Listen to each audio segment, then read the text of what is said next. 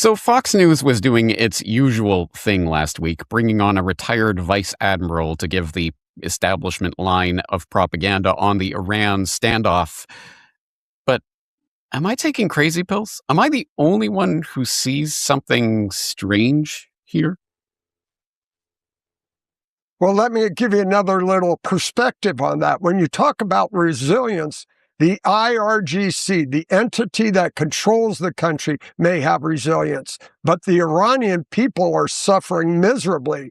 And the more we can enhance that discord and weaken the regime, not only in the eyes of the Iranian people, but the world global economy, which they're holding all hostage to, the more everybody comes to realize this is all about the IRGC. Blah, blah, blah, yada, yada, yada. We're bombing the Iranian people in order to save the Iranian people. You know, the usual garbage propaganda line. I'm not talking about what this apparent retired vice admiral is saying. I'm talking about his face, literally, this talking head. What is going on here? I cannot be the only one seeing this. All right, so this is from a May 19th, 2026 interview of retired Vice Admiral Robert Harward on the Iran standoff. It is up on Fox News. I will, of course, put the link to this video in the show notes. But Brock, please put it on screen as big as possible. Zoom in on whatever the hell is happening on the neck there. That is very odd. In fact, it really looks like there is a mouth underneath that neck when you start to look at it long enough. But I am telling you right now, that mother back there is not real. Anyway, there is something very, very strange happening there, and there are a number of possibilities.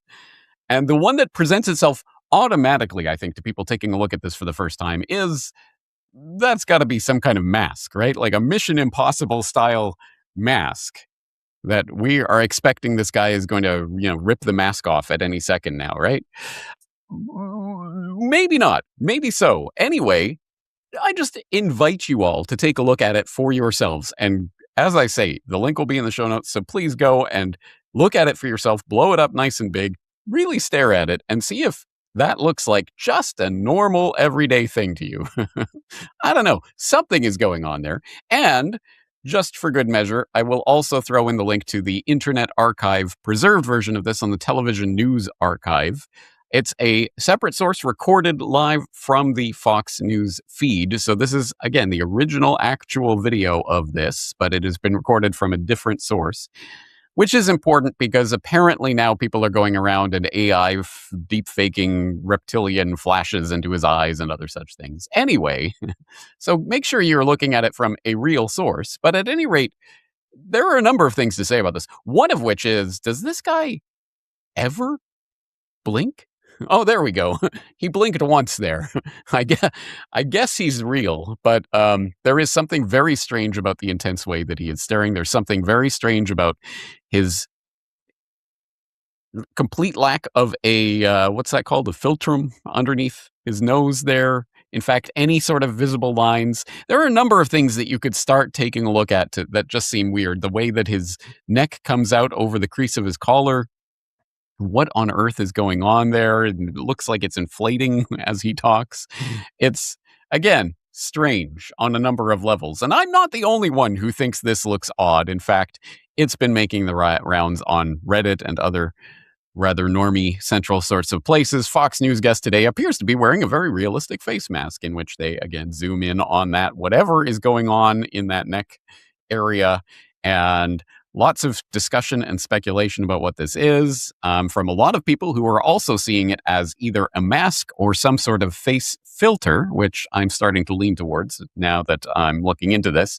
And of course, some of people coming in and saying, you're all idiots. It's just studio lighting. You can obviously see that is just a shadow that is being cast by his collar. Again, once you see it in motion, it is impossible for me to see that as a shadow. I'm really trying to look at it. Now, to be fair, I am not one of those people who can look at the magic image thing where you have to cross your eyes and look far away and you can see the 3D image. I'm not very good at that sort of thing. So maybe I'm just not gifted at this. But the more I look, the less it looks like a mask. Less it looks like a shadow and more like it looks like a physical separation of some mask that's overhanging the real neck that you can see moving underneath. That's what it looks like. And as I say, when you really start to look at it, it almost looks like there's a second mouth underneath there. Anyway, wow, what do we make of this? Well, one thing that we can say for sure is that, or as sure as we can be about anything that we're seeing online, is that apparently this is a real guy. It's Robert Harward, the retired vice admiral who served in the United States Navy SEALs. He was in service from 1975 to 2013. And the interesting part of his biography, which is obviously of relevance, is that apparently his father advised the pre-revolutionary Iranian military. So he and his family lived in Iran in his early years, and he attended the Tehran American School there. So this is why he's been a frequent guest on Fox News recently to talk about Iran from his perspective. And there are many photos of him from his service days, and you can go and dig down into the extra links here into many, many articles from many years going back to 2010, etc., of Harward. And you can go and examine all of these different articles and take a look at this person and see that, he does have that distinct appearance. And then you can actually start to go into his various Fox News appearances, like, for example, another interview that he gave on the exact same day as that previous interview, May 19th, 2026. Here's another Fox Business interview that was conducted that day. And in this interview, you can see he is wearing, presumably this is the exact same outfit, again, from the exact same day. But you will notice that the color, again, Brock, please put up this side-by-side comparison of these two talking heads talking at the same time. And you will see that the color of the suit is slightly different. Obviously, there's a yellow suit in the on the other May 19th interview, and this is sort of a beigeish suit. But again, that does not necessarily speak to the trickery in and of itself. That can speak to the many conditions that do go into this. Clearly, for example, this is not professional studio lighting. Presumably, Harward was not in an actual TV studio for this interview. And so you can tell he's being lit from the top, for example, and that's casting dramatic shadows on his face. And you can see that the color of his suit is different because, again, not studio lighting and not color grading of whatever sort was going on in the America's Newsroom interview. That is the weird mask-wearing interview in question. So you can see he does kind of look like this, and there are people who are saying, no, his face shape is all different when in the mask version. Well, no, I've looked at several videos of him, and I think that his face is generally shaped in the way that it seems to be shaped in the other May 19th interview. It does seem to line up. If you listen to him speak, I cannot detect a discernible difference. He does sound the same in the other interview. So, I mean, this raises even more questions. If he were wearing a mask, is it actually Harward wearing a mask of himself? That doesn't seem to make any sense. And if not that, then is it an actor who happens to have the same mouth? Or no, same voice, I should say. Or no, maybe they AI morphed this actor's voice to sound like him as he's wearing a mask. But then the other level of this is, why would they air this if it is a discernible mask that you can visibly see? Why would they go to such incredible lengths to make somebody look like somebody else? And then, oops, his mask's his neck's all hanging out there. Oops, I guess somebody should have looked at that before we went to air. Again, there's more questions than answers. If you really start thinking, okay, what is this? What is happening here? And is this a mask? All we can go with regards to this is what we see. And what I see, and I can't speak for anyone else or their judgment, but what I see is something is strange about this. And as I say, I am leaning towards the fact that this is not a mask as it looks at first glance. This is absolutely what it looks like. I do genuinely believe that there is some sort of face filter smoothing, color grading, post-processing, whatever that they are using at Fox to smooth out his face. Because one thing that is very apparent is this man has very visible laugh lines and wrinkles and a very, very wrinkly old man's face, as you would expect. This man has an absolutely smooth as a baby's bottom face, which, again, even seems to eliminate the line underneath his nose, just everything. You can see the vague outline of his laugh lines there, but you cannot see it in any great degree of detail. Everything seems smoothed out.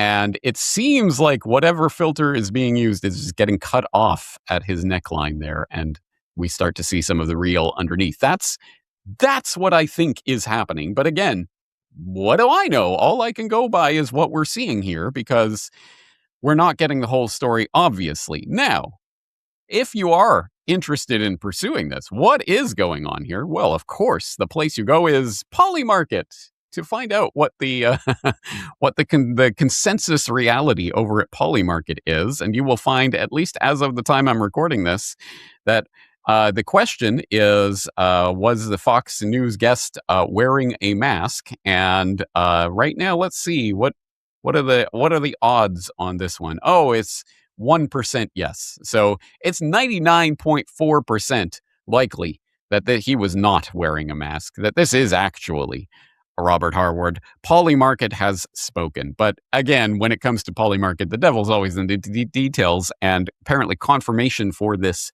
market is from Robert Harward, Fox News, or an official representative of either party, which will qualify as confirmation for this, and may come through public statements, official network communications, social media posts, or press releases. And a statement of denial will not be sufficient to resolve this market to know. This market may not resolve to know until the time frame is ended without a qualifying announcement. All right, interesting. Well, make of all that what you will. And speaking of statements about this, there have been, and I will get into that in a bit. But anyway, if you don't know what Polymarket is, you have some catching up to do, and you can do so with episode 500 of the Corporate Report, What No One is Saying About Polymarket, available wherever fine Corbett Report videos are posted. So please take a look at that if you don't know. But anyway, this is what the Polymarket consensus is. So what on earth is going on here? Now, generally, I would not bother to spend time on this type of low-hanging conspiratainment fruit. But it's hard to disbelieve your lying eyes in a case like this, isn't it? And in fact, maybe that is part of the problem, or at least part of the question of what is going on here, because we can't largely disbelieve our lying eyes when it comes to the things that we are seeing. However, we should keep in mind that chances are 99% of the time, you are probably not a super sleuth when it comes to these types of questions. What am I talking about? I am talking about this editorial that I wrote back in 2019. It's called Upon Meeting a Friend for the First Time, and I wrote it on the occasion of James Evan Pilato's visit to Japan, where he came to visit me, and we met for the first time in person, and we recorded that New World Next Week 10th anniversary extravaganza episode. You'll remember that, of course. And if you don't, please go check it out. I'll put the link in the show notes. But in this editorial, I made a point about what people tend to do when they're analyzing this type of video material. Like, for example, the Robert Harward wearing a face mask video, question mark. It's hard to believe that I've been collaborating with James Evan Pilato on New World Next Week, our weekly news update series, for 10 years now. Well, actually, now it's 17 years. It's even harder to believe that after all these years of talking about a real-world meetup with James, that it finally happened. But if you've seen my latest video podcast, you'll see that we managed to combine the two events, a real-life meetup here in Japan for the 10th anniversary of the series. But a funny thing happened on the way to this podcast a few months ago. When it became clear that this was really going to happen, I realized I had no idea how tall Pilato actually is. In fact, I even made a bet with Corbett Report video editor Brock West. If Pilato was at least 6 feet tall, as I speculated, Brock owed me a curry next time he's in Japan. If Pilato was shorter than that, I'd owe Brock a bowl of ramen, his favorite Japanese dish. And this tells the story of that bet and what it means that I could be friends with someone, a close colleague, companion, collaborator who I've seen a million times online and spent actually more time talking to than my friends and family back home in Canada over these 17 years that we've been collaborating. And yet, at the time, up to the point at which we actually physically met in person, I had no idea how tall Pilato was. And so the question becomes, for you guys out there, who won the bet? Was Pilato over 6 feet tall? Was he under 6 feet tall? Wait, how about Corbett? How tall is he? And, well, here's the video. You can tell from this. You can tell exactly how tall. Well, maybe you can't tell exactly how tall, but you can make an informed guess at how tall each of us are and who's taller than the other, right? Oh, actually, as I make the point in the article, no, you cannot. Because if you'll notice, and you might have to have been involved in video production or photography at some point to even begin to think about this, but you cannot see where our feet are, where we're sitting in relation to the camera. So you don't know who is sitting closer to the camera or farther away, who's sitting on what, and how that affects their height. And as I was making this point in the article, that everyone thinks that there's some sort of CSI detective that can figure out all these things from these visual clues. Oh, look, we can estimate the height of this, whatever, from this, and et cetera, et cetera. And when I pointed this out, of course, people in the comment section of that editorial and in a subsequent video in which I mentioned this editorial, there were people in the comments that were speculating and trying to triangulate. Okay, we can see that the size of the bus bench on which James Evan Pilato is sitting is such and such, which means that he's going to be such and such feet tall, etc. And the funny thing from my perspective was I was looking at the people in the comments, every single person, every comment that was attempting to speculate, attempting to triangulate, attempting to put something together to make some informed speculation. Every one of them was wrong. Every single one of them was wrong. As to who was taller, me or Pilato, as to how tall each of us are. Every one of them was wrong. And my whole point in the editorial is, you know what? Until you actually meet in person in real life, you don't really know. You don't know such basic things as how tall is that guy? And it's something that, of course, you don't even think about when you know someone in real life. You only think about it when you've only ever seen them on a screen. And All you have is your eyeball to go with. So the point I was making in that editorial, and one that seems relevant for today's discussion about Robert Harward and his mask, is that everyone thinks that they're a super sleuth CSI detective that can figure everything out when just from the video evidence. And 99 times out of 100, they really can't. Because A, they don't know what they're talking about. Most people have not worked in video production on this level. And I have never worked in a TV news studio, so I do not know what the latest technology, not only for the lighting, but for the color grading and the processing and the filters and whatever else they are using on their guests that can create these types of artifacts. I do not have that level of detailed knowledge. So I am at least humble enough in my epistemology to know there are gaping things I do not know that could explain or account for these types of things. And yes, I mean, could it be a shadow? Well, I guess it could be. It does not look like one to me at all. It does not look like that. But could I be wrong? I certainly could. And we should always leave some room in our epistemology for that, because otherwise we start to get into the sorts of speculation that I've seen about every single video event of everything that has happened in the past decade or two.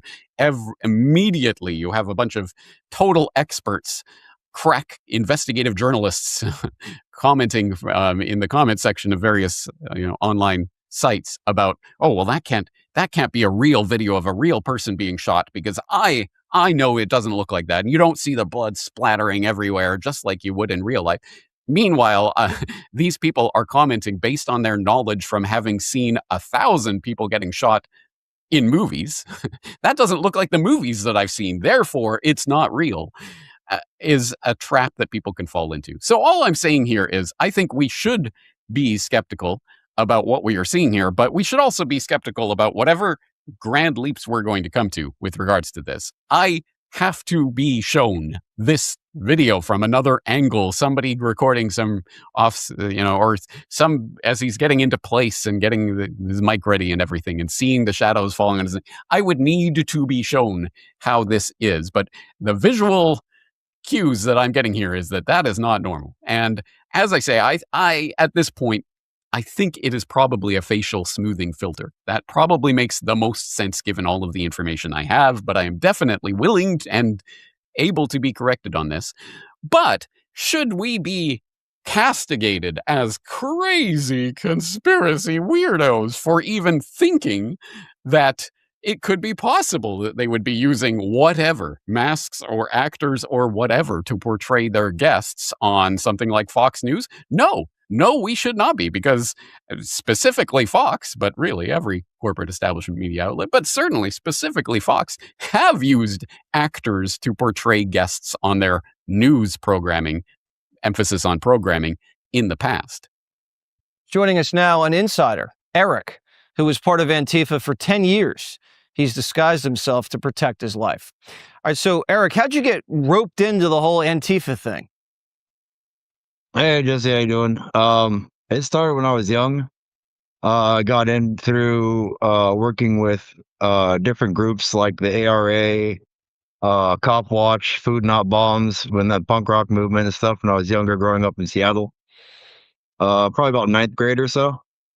Well, first of all, he, like many Mexican mafia members, were anti-black. That was part and parcel of who he was as a bad guy, as a gang member. And records will reflect that.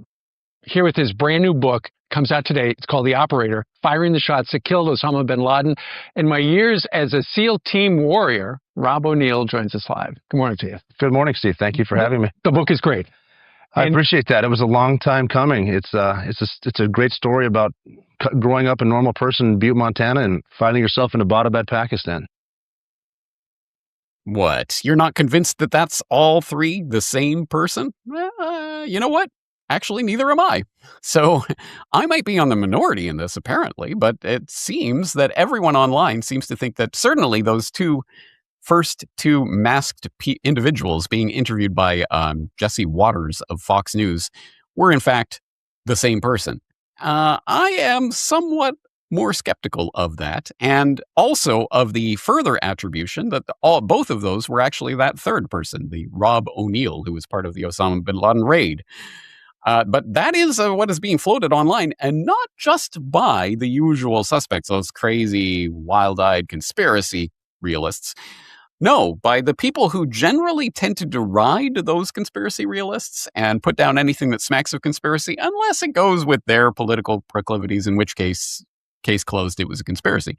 For example, case in point, numero uno, Sam Cedar of the Majority Report, who, of course, would be against absolutely any whiff of a hint of anything resembling a conspiracy. No, everyone involved in the January 6th protest was an authentic, actual protester, an actual MAGA person who really wanted to destroy the government.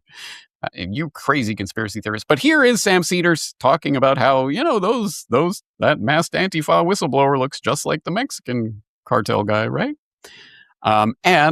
It's not just Sam Cedar, it's Mediaite. Fox News masked Antifa whistleblower looks suspiciously similar to its former Mexican mafia member. It's TV Insider.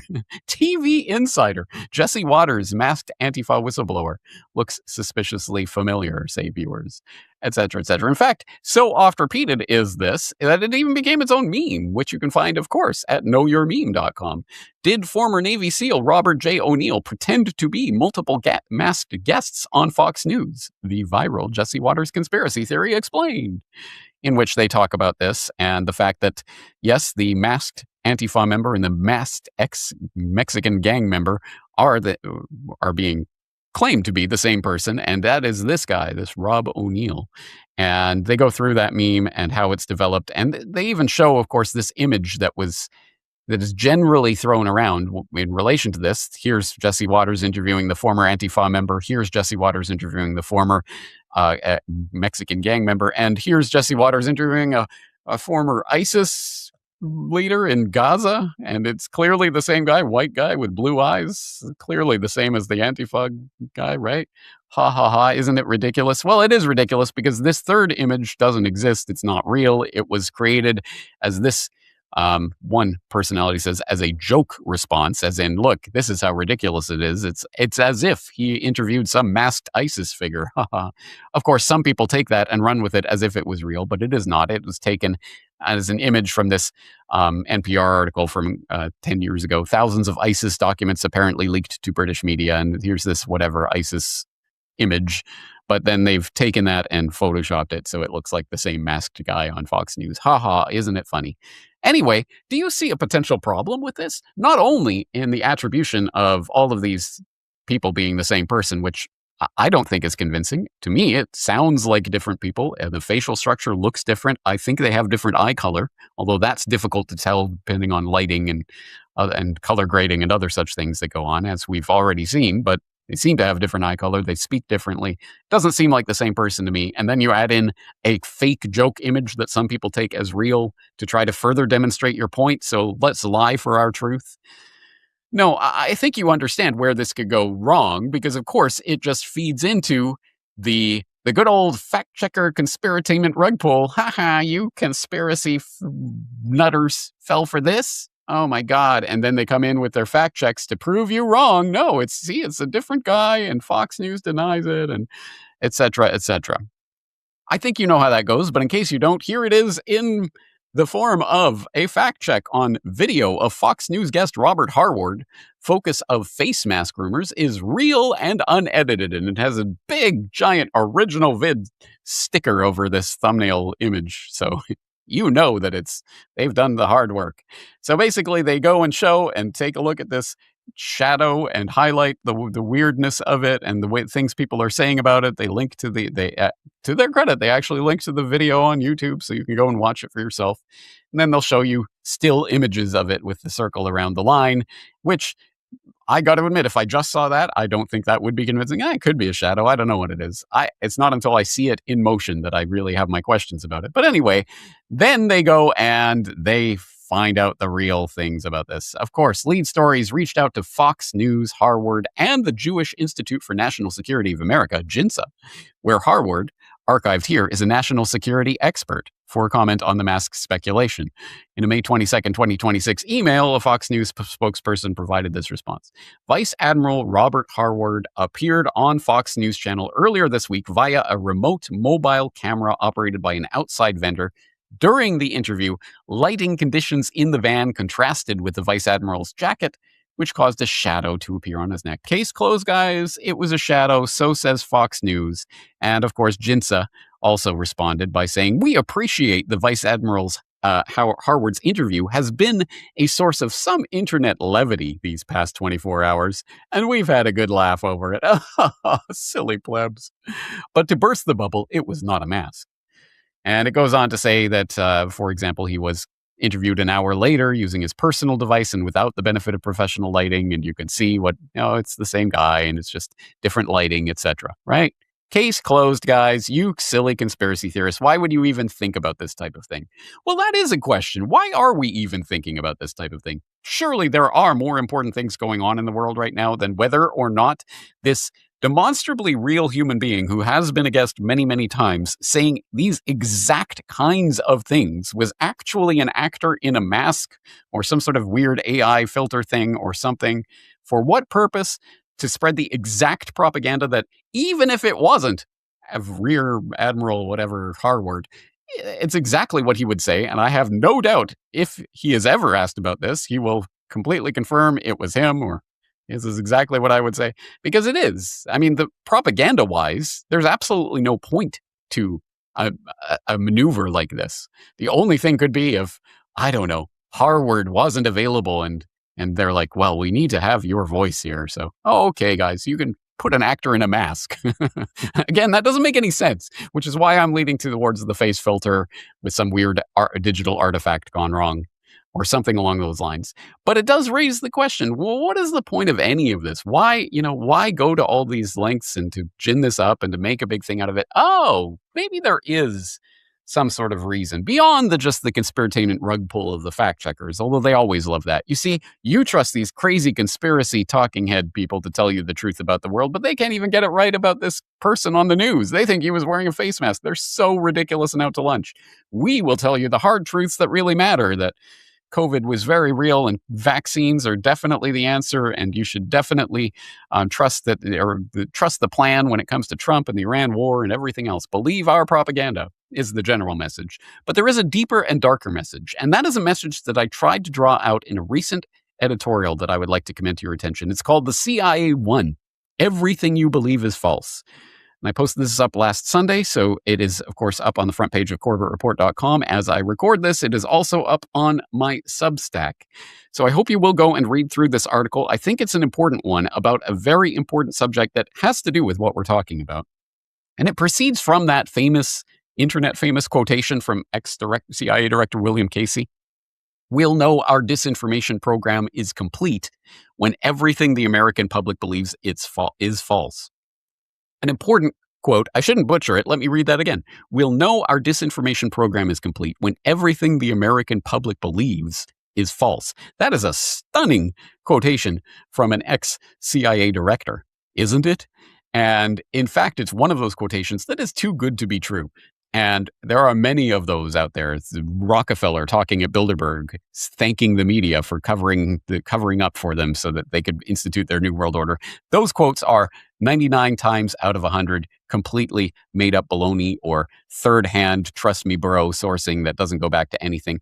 This quotation actually does. It is a real quotation that at the very least has been personally attested to by the eyewitness to these words, Barbara Honegger, who says she was in the February 1981 meeting in the Roosevelt Room in the West Wing of the White House, in which she heard William Casey say these words. She then became the source for senior White House correspondent Sarah McClendon, who then publicized that quote, but without the source. And it has floated around for many years since then. But it does go back to a real person who can really testify that William Casey really did say this. And that is, again, it's a stunning admission. The CIA apparently has a disinformation program that will be complete when everything the American public believes is false. And we know what that means, right? Of course, it means that they're lying about everything and they want everything they want you to be misled and misinformed about everything. And of course, that lines up with what we know about the world as it exists. Anyone who watches establishment media or listens to establishment sources, everything they believe is false. And it's easy to see how that lines up and how that comes out, whether they are talking about COVID or whether they're talking about the Ukraine war or the Iran war or the Epstein files or anything else, they're all wrong and misled and misinformed by the lying liars of the mainstream media who have been wrong about everything. So everything they believe is false. So there you go. But wait, maybe there's a deeper level to this. And I talk about a couple of ways that this can be an even darker and deeper agenda, because once we get in the general public who have our heads screwed on straight, get used to identifying this propaganda and disinformation and seeing through it, then our own cynicism and skepticism can be weaponized against us. For example, how many times have we seen something being promoted by the establishment media only to find out actually Soros was funding it behind the scenes? And now we know what that means. It means we should be on the other side of the issue. Well, guess what, guys? You're angry about the AI data centers? Turns out Soros is funding the AI data center opposition, so you better be in support of AI data center monstrosities. Haha. Checkmate, conspiracy realists. Now, don't look too deeply into the sourcing of this report and what it actually means. Oh, wait, you definitely should look into it. And I do talk about it here. It comes from this explosive Dallas Express investigation. Soros-funded Indivisible targets Texas data centers in Temple, Texas, which talks about how there is a national AstroTurf protest group that has received funding from Soros in the past, that has one local chapter in some nowhere Texas that was part of one protest against one local Texas data center.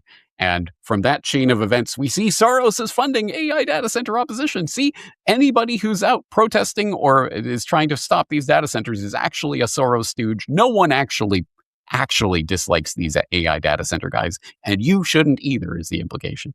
Of course, that is one gigantic psyop and one way that our own skepticism about what we're being told can be weaponized against us, because once we start to see, oh, Soros equals bad guy equals we should be on the other side, then they just have to feed out some false information about Soros and his position. But it gets even darker, because at a certain point, our cynicism, our total negationism of everything doesn't exist, never happened, they're lying, everything they say is a lie, starts to lead us into the post-truth world, in which we start not only disbelieving the lies, we start disbelieving that there is such a thing as truth. And that is a pretty horrible situation to be in. And I tie this back, again, this post-truth world we're hearing so much about, that for the, of course, the mainstream progressive lefty outlets, it only started with Trump. No, it's been going on for a very long time. And in fact, Orwell was writing about it back in 1943 when he published Looking Back on the Spanish War, where he was talking about his own personal experience fighting on the Republican side in the Spanish Civil War and what he saw versus what was being represented in the news reports about that war. He wrote, "Early in life, I had noticed that no event is ever correctly reported in a newspaper. But in Spain, for the first time, I saw newspaper reports which did not bear any relation to the facts, not even the relationship which is implied in an ordinary lie. I saw great battles reported where there had been no fighting, and complete silence where hundreds of men had been killed. I saw troops who had fought bravely denounced as cowards and traitors, and others who had never seen a shot fired hailed as the heroes of imaginary victories. And I saw newspapers in London retailing these lies and eager intellectuals building emotional superstructures over events that had never happened. I saw, in fact, history being written not in terms of what happened, but of what ought to have happened, according to various party lines." As I go on to write that newspapers would lie about events in order to craft a narrative in line with their political bias is sadly not shocking. But what was shocking to Orwell, and what should be shocking to us, is that the public not only knew that they were being lied to, they accepted it. Indeed, as he went on to warn, the public's expectation that all reporting is propaganda is even more dangerous than the propaganda itself. "This kind of thing is frightening to me," wrote Orwell, "because it often gives me the feeling that the very concept of objective truth is fading out of the world. I know it is the fashion to say that most of recorded history is lies anyway. I'm willing to believe that history is, for the most part, inaccurate and biased. But what is peculiar to our own age is the abandonment of the idea that history could be truthfully written." And then he goes on, I go on to talk about, of course, this obviously informed 1984 in the Big Brother police state, and 2 + 2 = 5, and Big Brother's mission will not be complete until Winston accepts that and learns to love Big Brother, and will believe 2 + 2 = 5 when he is told that that is what it equals, and will believe it equals 4 when he's told that is what it equals, and will believe it equals pink umbrellas when that he's told that's what it equals. To believe anything that he is told or disbelieve anything he is told at any times, no matter what his eyes and senses are telling him. That's the real win here for the conspirators, is to lead us into the post-truth world of total abandonment, absolutely no relation to reality. There's nothing that we can believe anymore. And aren't we there? Because we're already at the point where there is a genuine question. What the hell was happening with Robert Harward's neck there? What is going on? What is that? And the fact that if it was a guy wearing a mask, I would not be completely shocked. Should be shocking. That should be shocking, because of course it does mean we are at the point, we're just at that point where the deep fake post-truth world is going to take precedence. And who knows? It could be completely, that entire interview could be completely AI generated at this point, and hardly anyone would be able to tell the difference. And in a couple of years, no one will be able to tell the difference, because it will be absolutely the total simulacrum of reality that we are used to from the media. So what does this mean? Well, one of the things that this implies is, as I go on to point out, there is nothing less conducive to an informed, motivated, and organized resistance than a public who has stopped believing in truth. And as I finish the editorial, given the foregoing, perhaps Casey's dictum can be reformulated as, we'll know the CIA's disinformation campaign is complete when the people of the world don't believe anything at all. If that were the case, then what dictum could we formulate to counter it? What could we establish as a standard for measuring not the CIA's success, but the CIA's failure? Perhaps we'll know the CIA's disinformation campaign has failed when a critical mass of the public is actively engaged in working with their friends and neighbors to vet information, establish what is true, and work together to improve the conditions of their existence. For some reason, I doubt that phrase will catch on with the public, but maybe one of you wordsmiths out there can propose something snappier. Well, if you are one of those wordsmiths, please do. Log into CorbettReport.com. Go to CorbettReport.com/propagandawatch. Propagandawatch-mask. Easy for me to say. And you will find today's episode. Please, in the comments, leave your own formulation that you think might catch on with the general public to articulate that point in particular. As I try to make the point in this overall editorial, again, go please read the entire thing for yourself. People love spending time deriding their neighbors and fellow countrymen and women. You're the problem, and because you don't believe this thing that I believe, and you disbelieve that other thing that I believe, and et cetera, et cetera. Therefore, everything's going to hell. Instead of spending our time actually cooperating, working together on the things that we have in common in order to formulate and to grow the alternative structures that will be the parallel structures that will see us through the times of tribulation that are coming. Or, we could just all spend our time arguing with each other on the internet, which is exactly, of course, where the conspirators want us. That is exactly what they want us to do, to spend all our time and energy, all of it, railing against our fellow men and women who believe differently than we do, as opposed to actually trying to work together to establish truth, vet information. So, you know what? Sometimes things that are said by establishment media reports are objectively true, that do actually correspond to objective truth about the real world. Of course, it's always the question of the context in which that information is presented. But anyway, that means that we can't just simply say, I saw it on TV, therefore it's fake. It unfortunately requires some actual cognitive labor of vetting information, triangulating information, finding what we can source and what is reliable, what is not reliable, what corresponds to the objective reality of the real world and how we can come to understand that, and then how we fit that in the overall broader context of a viewpoint that explains this information. And that's a lot of work, I know, which is why most people don't want to really devote themselves to it. I get it. It's so much easier just to say everything's fake, everything's false, can't believe anything. And these types of crazy little glitches in the matrix, intentional or not, that crop up on the news with someone like Rear Admiral Harward is exactly the type of thing that feeds into this post-truth negationist cynicism. So what am I saying? Am I saying that therefore this interview is totally on the up and up and you shouldn't have any? No, of course. You can believe your own lying eyes or not. You can dig for more information or not. But perhaps we're missing the deeper truth about where we are and what's coming with these new technologies that are coming to make it so that we cannot believe anything we see on our screens. What does that leave us? Where does that leave us in terms of constructing a true map of reality? These are some pretty deep questions from just a funny little, hey, is that a guy wearing a mask? But this is where we are in the year of our Lord 2026, and I have a feeling it's only going to get crazier from here. So anyway, as I say, all of the notes, including all of the links to all of the videos that I'm talking about and articles I'm citing today, will be in the show notes at corbettreport.com/propagandawatch-mask, as will the always informed commentary from the Corbett Report members. So Corbett Report members, log in and leave your response to these ideas. I'm looking forward to reading them, and I'm looking forward to talking to you again in greater detail on other subjects in the near future.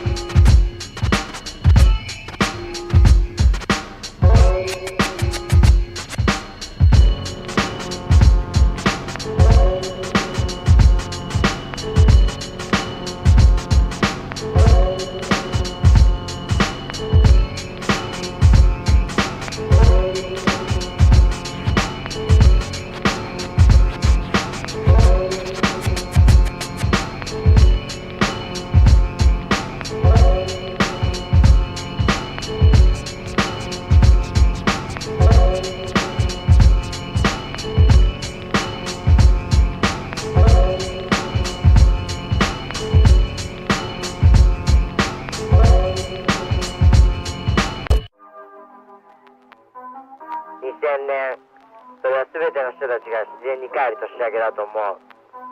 それぞれ一人一人が全てはどこから来たのか、どこへ行くのかをゆっくり考えて、そして宇宙への旅立ちとともに自分の心への挑戦が始まると思う。その時また新しい何かが始まって、それはずっと受け継がれていくものだと思う。以上、俺ディノ、俺ディノ、俺ディノ。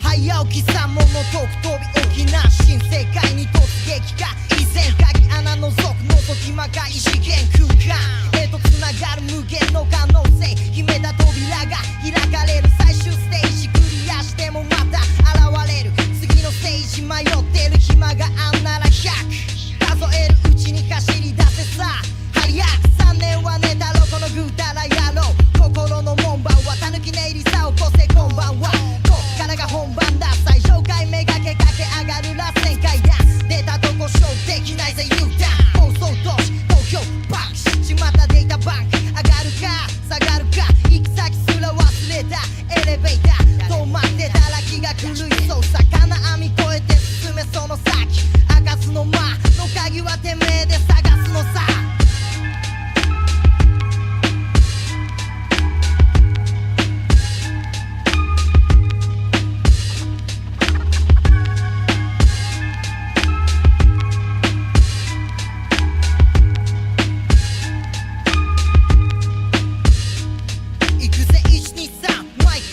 シンガーソングファイター燃やせチャカハカバカむき出しの牙歪む磁場不規則に回り出す恋磁石気がつきゃ当たり一面静寂悩みが視界着危機開会スリルとスキルに満ち満ちた野蛮チュールな形成の夜俺は冷静沈着なモルダー相棒もすっかりやる気さ誰もが必要異常に計画必要異常に求める快楽目に見えない水槽の中で飼いならされてる金魚のよう半端なお前の行動はワンパターン出口のない問題抱え一人歩き絶望の淵さまよう鉄をつぶやきは次第に説教怒りと悲しみを希望に変えて腐った水槽ひっくり返せ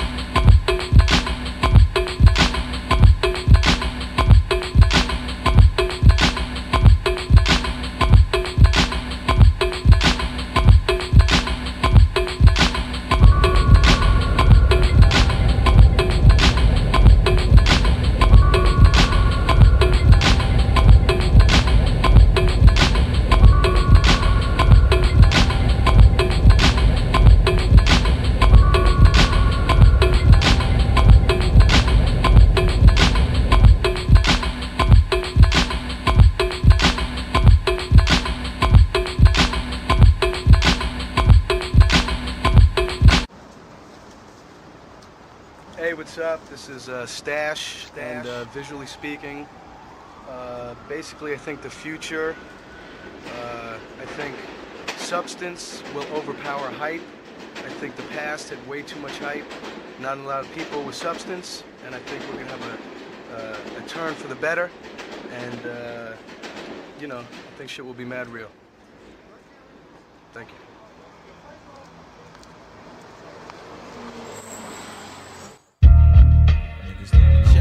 Check it. Promise tomorrow, man. The next life, live life. Yeah. Right now for what it is, for you lose that shit for real, man.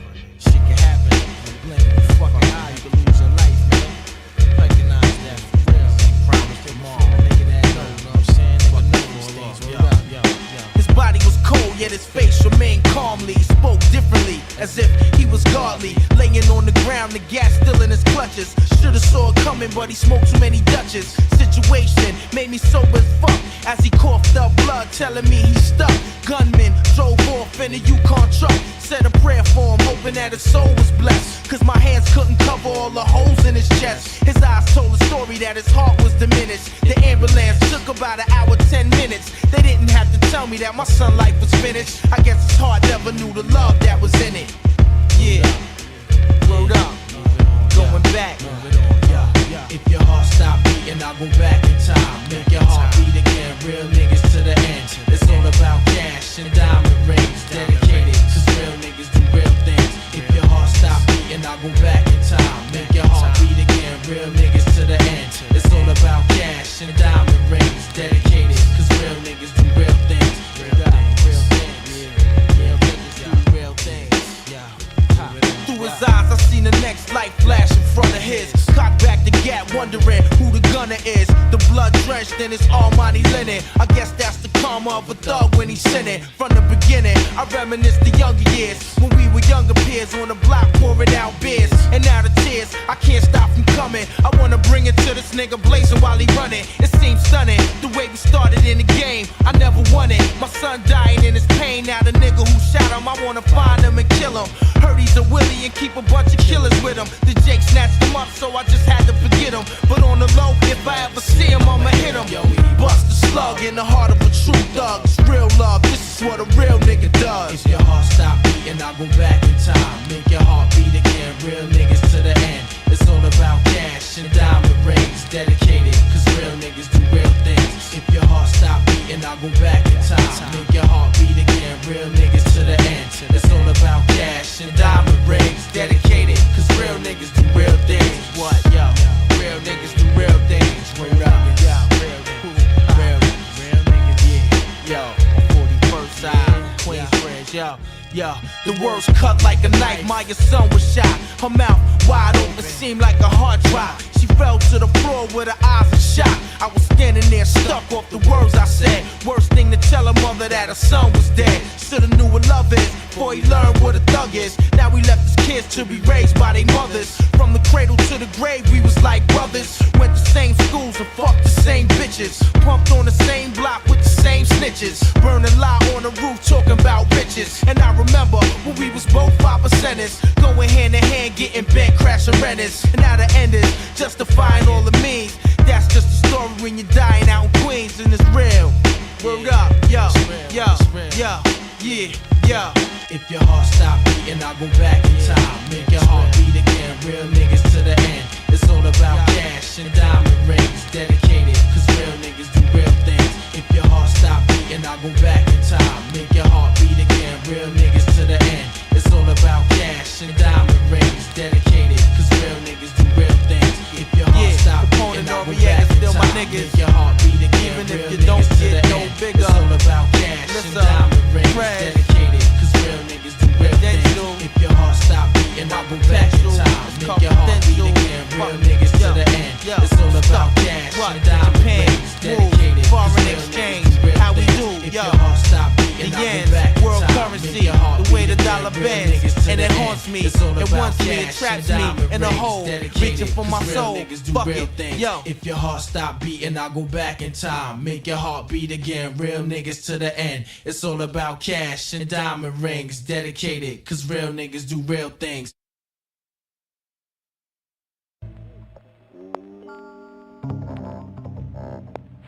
To me it ain't no love, out there, you know what I'm saying?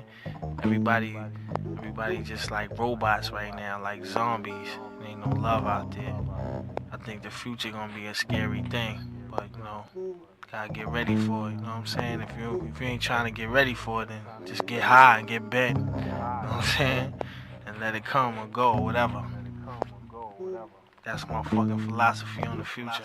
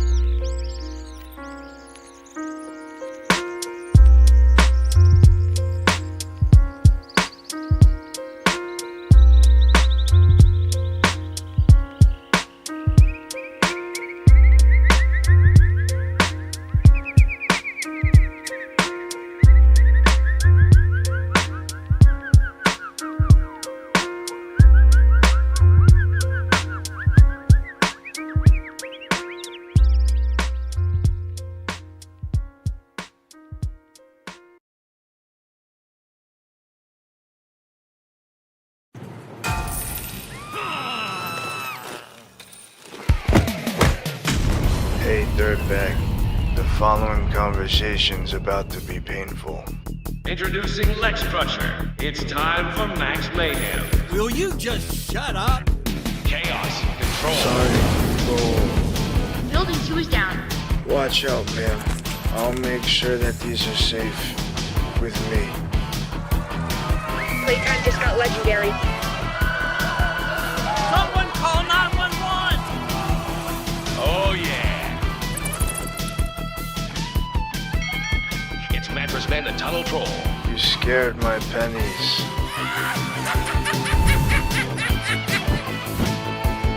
Hey, ow, oh, ouch. Oh, ow, ow. I got curtailed. Me and that lady's money are safe. Grab your battle cue today.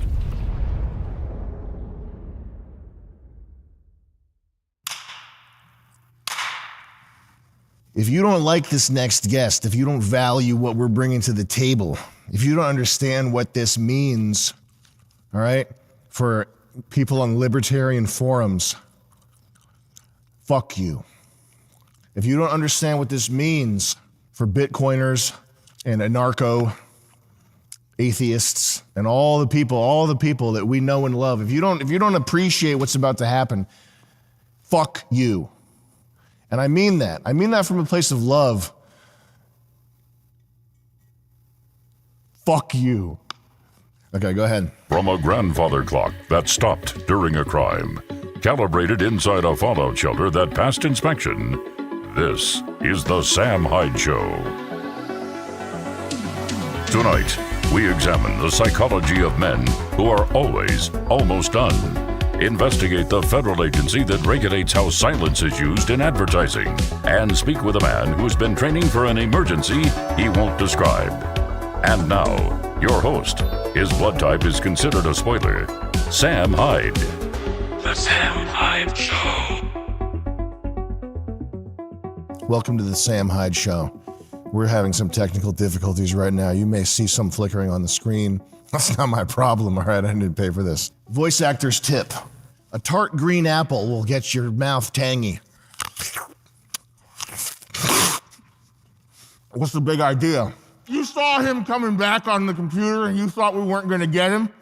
Are you retarded? Are you a bonehead? Are you that loco en de cabeza? I'm not going to kill you. I'm just going to hurt you really, really bad. Ladies and gentlemen, Stefan Molyneux.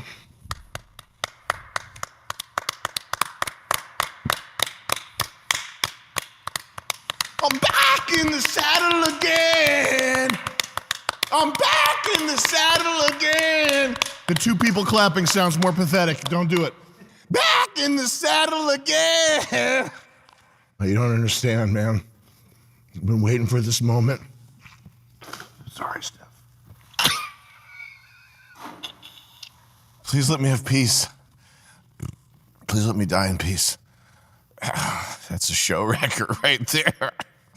That is not how you want to start your show. He's the founder of Freedomain, known for long-form philosophical debates, controversial cultural commentary, and more recently for focusing on family, parenting, and what it actually means to live a moral life in a collapsing civilization. Some call him Stefan, Steph, Molyneux. Personally, I call him Hero.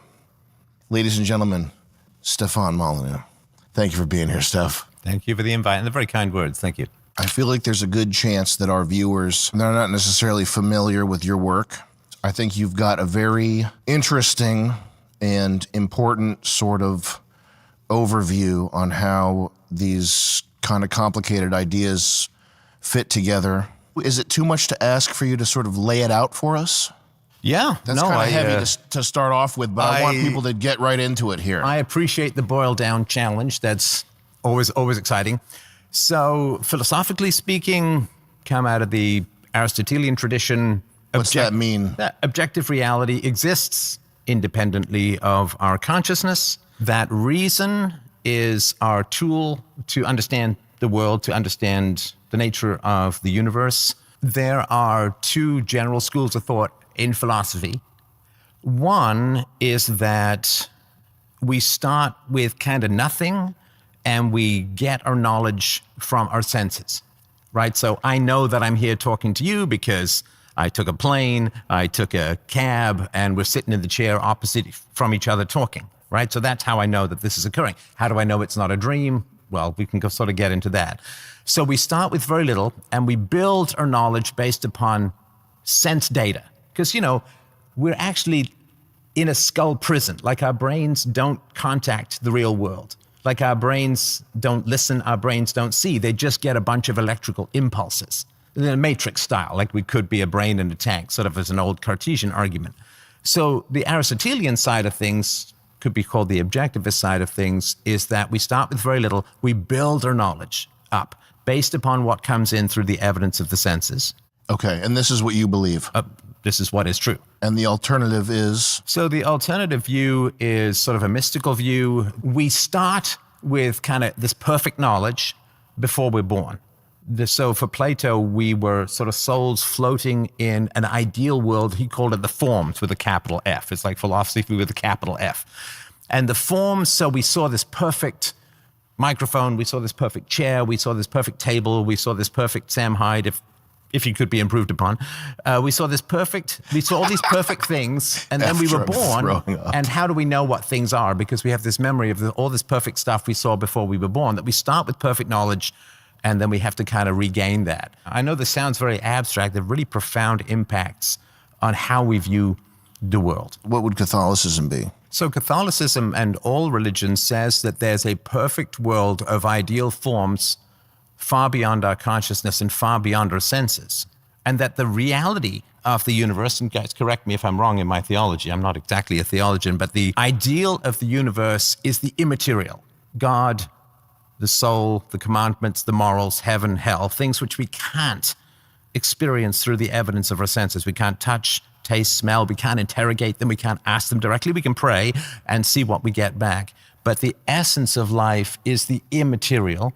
And in particular in Catholicism, there's an old quote from Shakespeare, but to the girdle do the gods inherit, below is all the fiends, like the waist down, the sexual impulse, the body is the devil's. And this is the realm of devilish, physical, fleshly temptations, lust, greed, gluttony, overeating, and so on, to escape, in a sense, the prison of the flesh, to escape the prison of the material and rejoin the perfect abstractions is one of the goals of religion as a whole, and Catholicism in particular, that the purpose of life is not the material.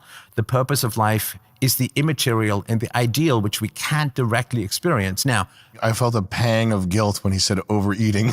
And I can't, we've all been there. It's just past Christmas. We've all been there. Yeah. I feel personally attacked by that. Rivera, as well. The first part of what he said, does that hold true, or is this? No, I was surprised because from my knowledge, and I'm not a theologian either, but one of the misunderstandings is that we're just a husk and that like the material world is like evil and bad. That could be a evangelical or Protestant sort of thing. I'm not familiar with, but I think that is like a heresy even to think that everything physical is evil and wrong and to escape it, because we are meant to. Well, no, because the body is the creation of God, for sure. So it's not that everything, the material is evil, but the flesh tends to pull us down towards the baser lusts. Like all the 7 deadly sins are all based upon the body to a large, mostly based upon the body.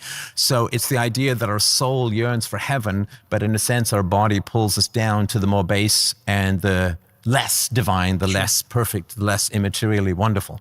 I heard something recently that was interesting, and it was that we don't actually yearn for anything evil truly. Like we do bad things because we see a lesser good in them that's attractive. We're under the impression that it's good, but it's just like a lesser good and something more fleeting and temporal. But it's a transient physical good, usually, right? So the devil would generally tempt you with, the lust, the gluttony, and so on, the physical temptations, the temptations of physical pleasure. And it's not that Catholicism is against all physical pleasures, but in excess, and Aristotle would agree with that too, but in excess, they tend to, like lust, will take you away from marriage, pair bonding, and procreation. have you do, empty sex, to wreck your pair bonding, to be promiscuous. And of course, as we know, the more sex, the fewer babies. It's one of these weird paradoxes of the modern world. So an excess of physical lust. Of course, you need to eat in order to survive. If you eat too little, you die. If you eat too much, you die. And Aristotle's got this lovely Aristotelian mean where a lot of things you kind of need to be in the middle. Like courage is good. Too little courage and you're a coward, but too much courage, you're just running into gunfire and dying. Right. And so I've sort of tried to live my life with a balance of courage, which means you get called foolhardy by the cowardly and a coward by the foolhardy. It is that our flesh, the physical, there's no such thing as too much piety, but there's such a thing as too much pursuit of physical pleasures. And that tends to obscure and obstruct, like an eclipse, like me putting my hand in front of the light here. It's a way of dragging us away from the divine, which is really the purpose of our life, is to live in a holy manner so that we can rejoin God after death. Sure. Are you saying you agree with that? No. Okay. Well, yeah. And I know that our idea of heaven is that we'll be. Let's not get too deep into that. First, the main distinction is between only having the data that comes from your sense organs and having to build up from there versus there's a world, there is stuff outside of us or that's imperceptible, that is, it doesn't exist in this physical reality in a measurable or observable way. And it's more important. And is what? More important. Yes. It's more important. And you agree with, you're the first camp. You do not agree with the second thing. You don't believe in any kind of higher power, anything outside of observable physical reality. Hey, as a philosopher, I'm down with abstractions and concepts and universals. Logic doesn't exist, right? It's not like something like this chair. Logic doesn't exist. The truth is not a tangible thing. It's a relationship between the ideas in our mind and what we're describing in reality. So I'm very keen on abstractions. It's just that abstractions cannot go against the evidence of the senses, and they can't go against empirical reason. So the way that I formulate it is that all concepts are imperfectly derived from sense data. I know that sounds a little technical. So what I mean by that is if we have an idea about the world and it contradicts what actually comes through the evidence of the senses and reason, it's wrong. And that's basic science, right? So if you have a conjecture or a hypothesis in science, what happens in the world contradicts that, then your conjecture is just wrong. And so our ideas have to follow the evidence of the senses and reason. Reason is derived from the evidence of the senses. Reason is derived from the evidence of the senses? Sure. Can you break that down for us? The evidence of the senses is absolute and non-contradictory. If you have a ball, it is a ball and not a ball and an elephant. It is not a ball and the opposite of a ball. If you drop something from your hand, it doesn't go down, sideways, up at the same time.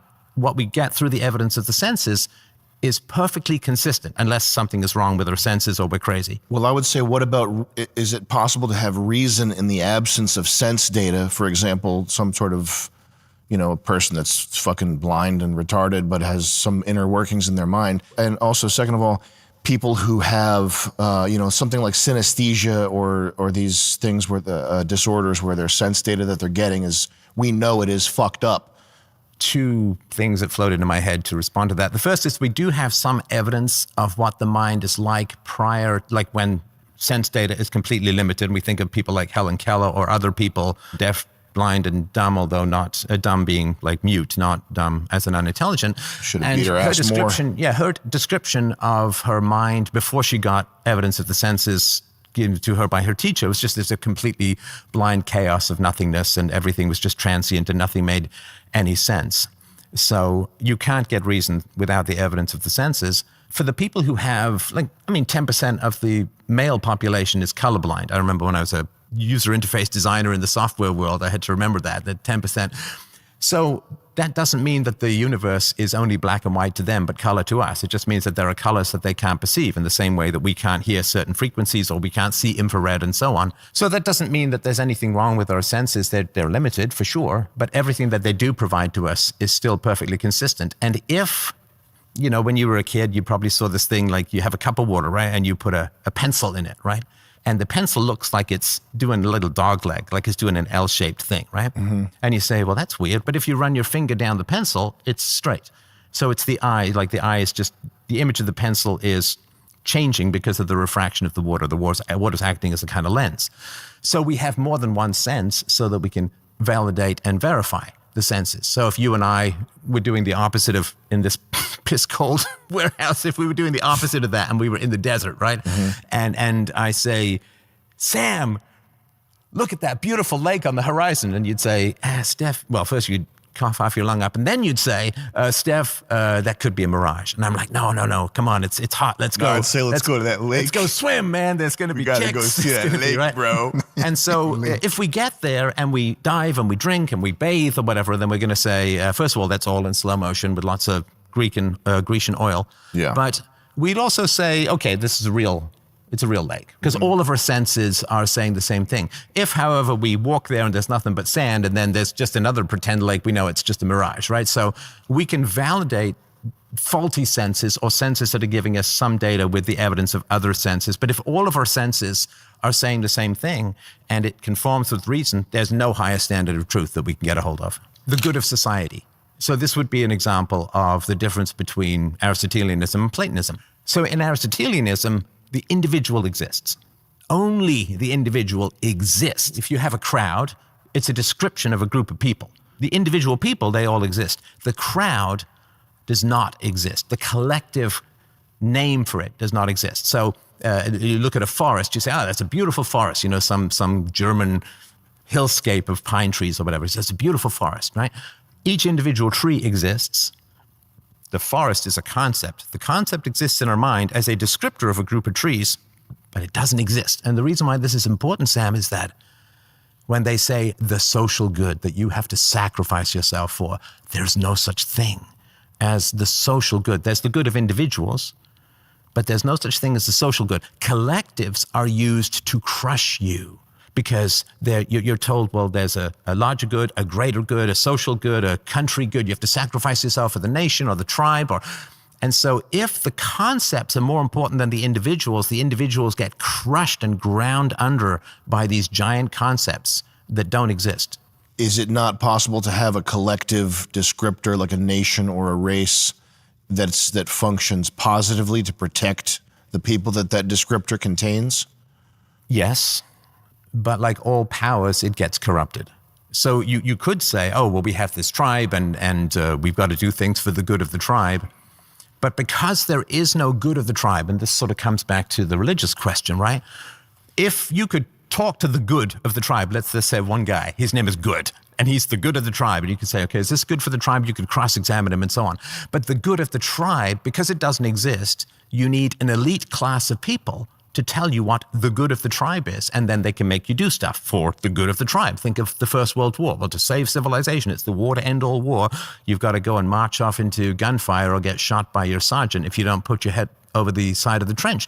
So because the good of the tribe, the good of the nation, the good of the group does not exist, you need people who say, oh, I know what that is. Like, oh, I know what the good of the group is. And of course, what does it always turn out to be? That the good of the group said by some guy is always, always, always the good of the ruling class, is the good of the people in charge, what's best. If people are going to say, this is the good, I need to be able to interrogate it. I need to be able to cross-examine it. I need to pull that Socratic reasoning out of my armpit and lay it on that person. But the collective good, it has to have someone to speak for it, and that person is always corrupted by that power. I understand that if power exists, you would want to corrupt it. You would want to infiltrate it, sort of surreptitiously take the reins, and that there's always going to be people who are parasites and have kind of beta male strategies for ascending the hierarchy. I don't know if that negates the idea that that there are like nations and peoples who have this kind of interest in protecting themselves, though. Well, sure. Listen, there is the groups of people who absolutely need to band together to protect themselves, and they should do that, but not according to mysticism, not according to a wisdom that nobody can interrogate or cross-examine, that is held by one or a small group of elites that then just have to tell you what to do. And they have this big, giant, ghostly club called the common good, the social good, the good in the nation or the state or whatever it is. If there's somebody claiming that there's a good, then I want to be able to interrogate that person. They can't claim some abstract social good. They've got to make a rational case in an objective sense. let me know if this is true. What you would want to see is a world where people are kind of atomized individuals and they don't have any kind of collective identity.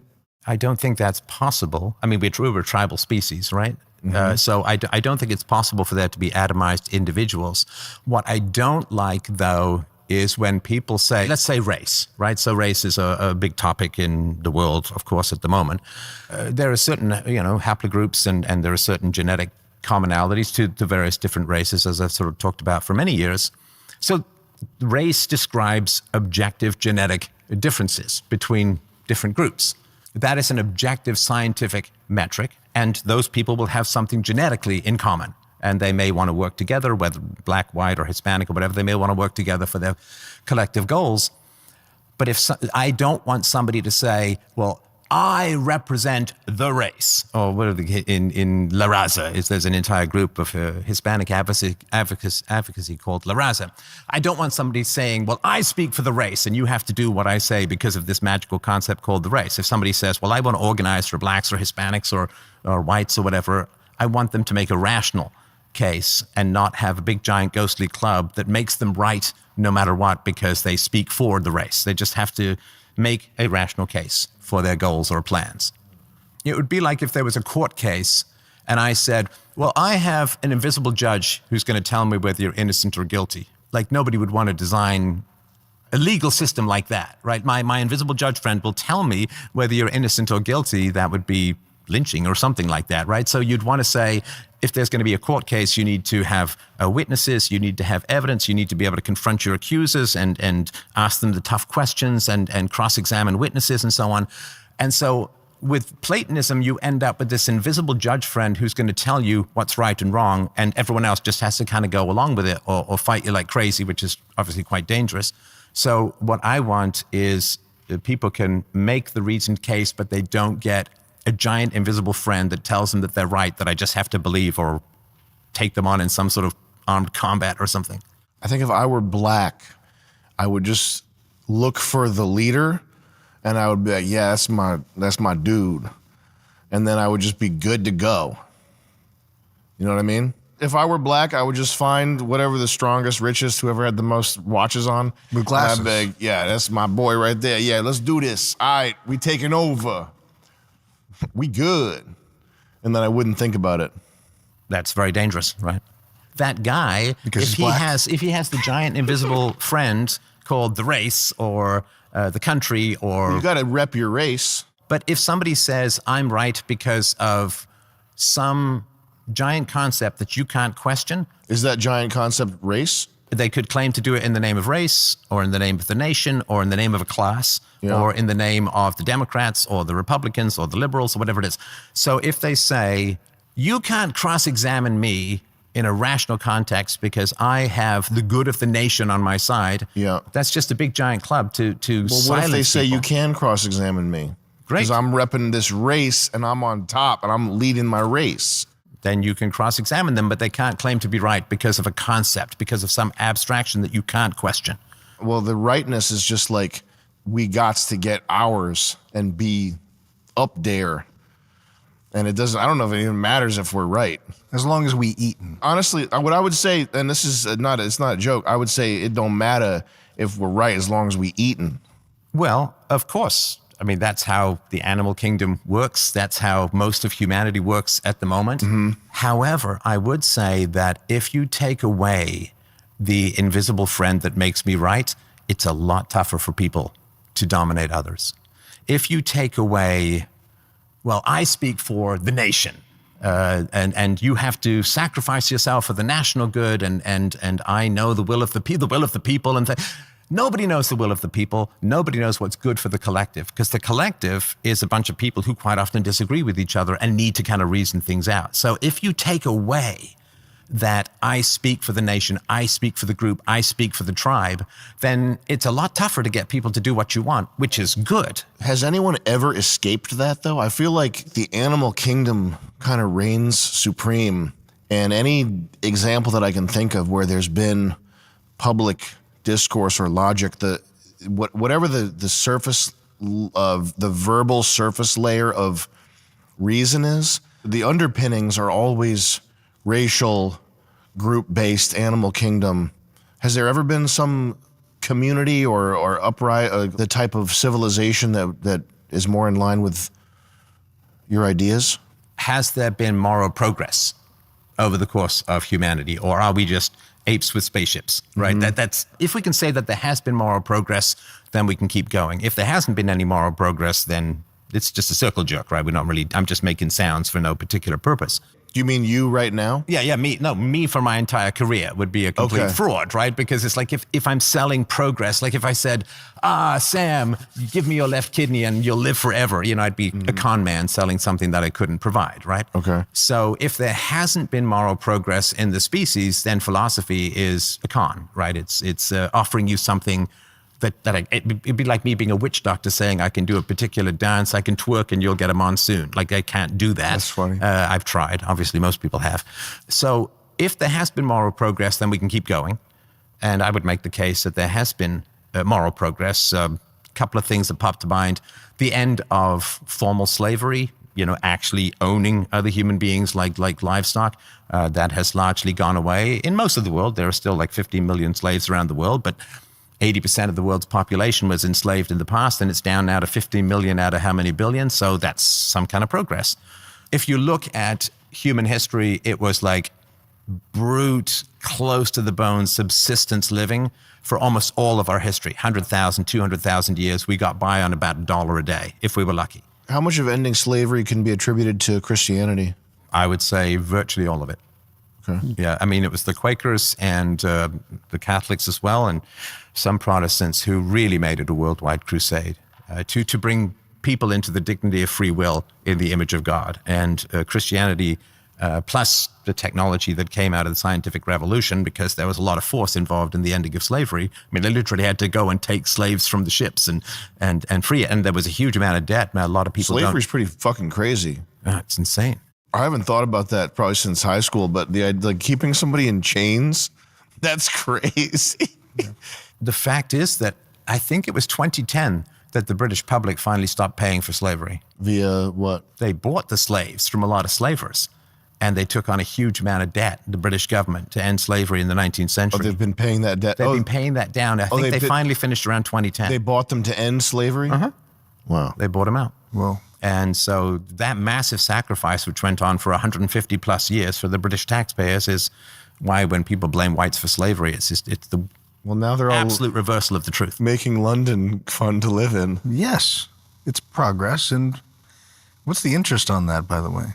Oh, let's not go into those who are charging all the interest. But anyway, so I think that the end of slavery is a big progress. If you look again at the sort of economic brutality of most of human history, half of people dying before the age of 5, and the endless plagues and famines and wars, and like human lifespan was just brutal. Starting with the agricultural revolution, late 18th century, to the capitalist revolution, 19th century, human well-being and wealth has taken off. And that's, to me, significant progress because we've had a widening of property rights and more free markets. You were going to say, I feel that inhalation. Well, I don't know if that's how attributable that is to philosophy, the like technology, assembly lines, agricultural, the stuff that's kind of propelled the standard of living for people I don't know if that's attributable to philosophy.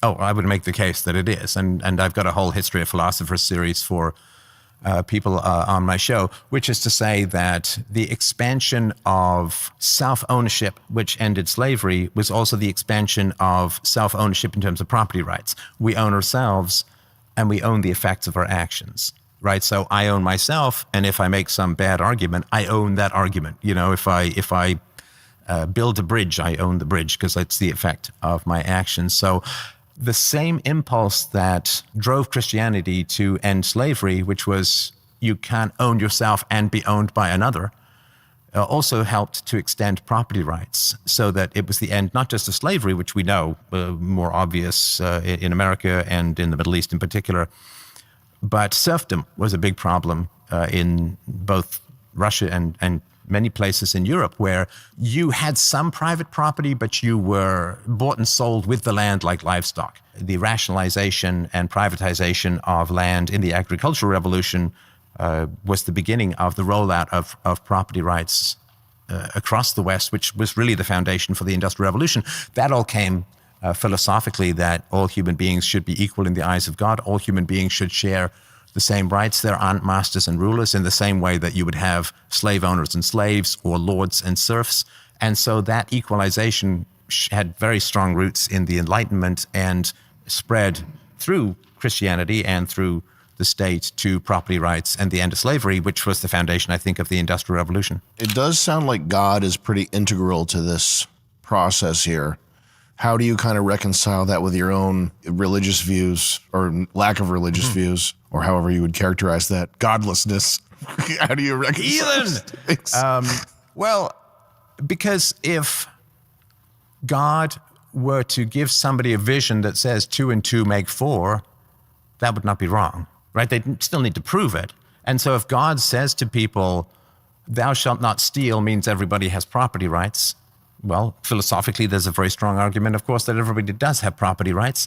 So if correct philosophical conclusions come out of religion, that's a plus. I mean, it's the old argument for me, at least. It was like if you have an illness and there's a doctor who writes down the wrong medicine, but it turns out to be the right medicine for your illness, hey, you're happy you're cured, right? So that's kind of, in your view, what has happened. Philosophically, human beings have the same properties and the same characteristics. That's how we know that they're human beings and not, apes or pigs. And philosophically speaking, that's the case for self-ownership and property rights. If a religious person, if a Christian says that all human beings are equal in the eyes of God, that's, for me, a poetic and quite beautiful way of saying what is philosophically true. And if Christians really work to achieve that in the world, which has been an amazing and beautiful progress in humanity, the fact that they've done a lot more good than most atheists have done means that they have an energy and emotional driving passion behind the equality that they believe all human beings have in the eyes of God. Because God being eternal, omniscient, all good, all humanity is like flat relative to the glory of God. So there's an equality there because you're so far from the perfection of God. Like in an infinite length, being taller or shorter doesn't matter. It's infinitely small. So if what to me is a poetic way of understanding the world and of humanity through religion gets to very important and core philosophical truths, I think that's a beautiful thing. In the same way that there's a lot of people who are, I think the guy who ran the Human Genome Project is a very staunch Christian. And he says, as many scientists have said, and particularly the growth of the scientific revolution, they said, we are discovering the laws of God. God did not create a universe incomprehensible to man. God did not design man to have a rational faculty and to live in a rational universe and then be opposed to the exercise of reason.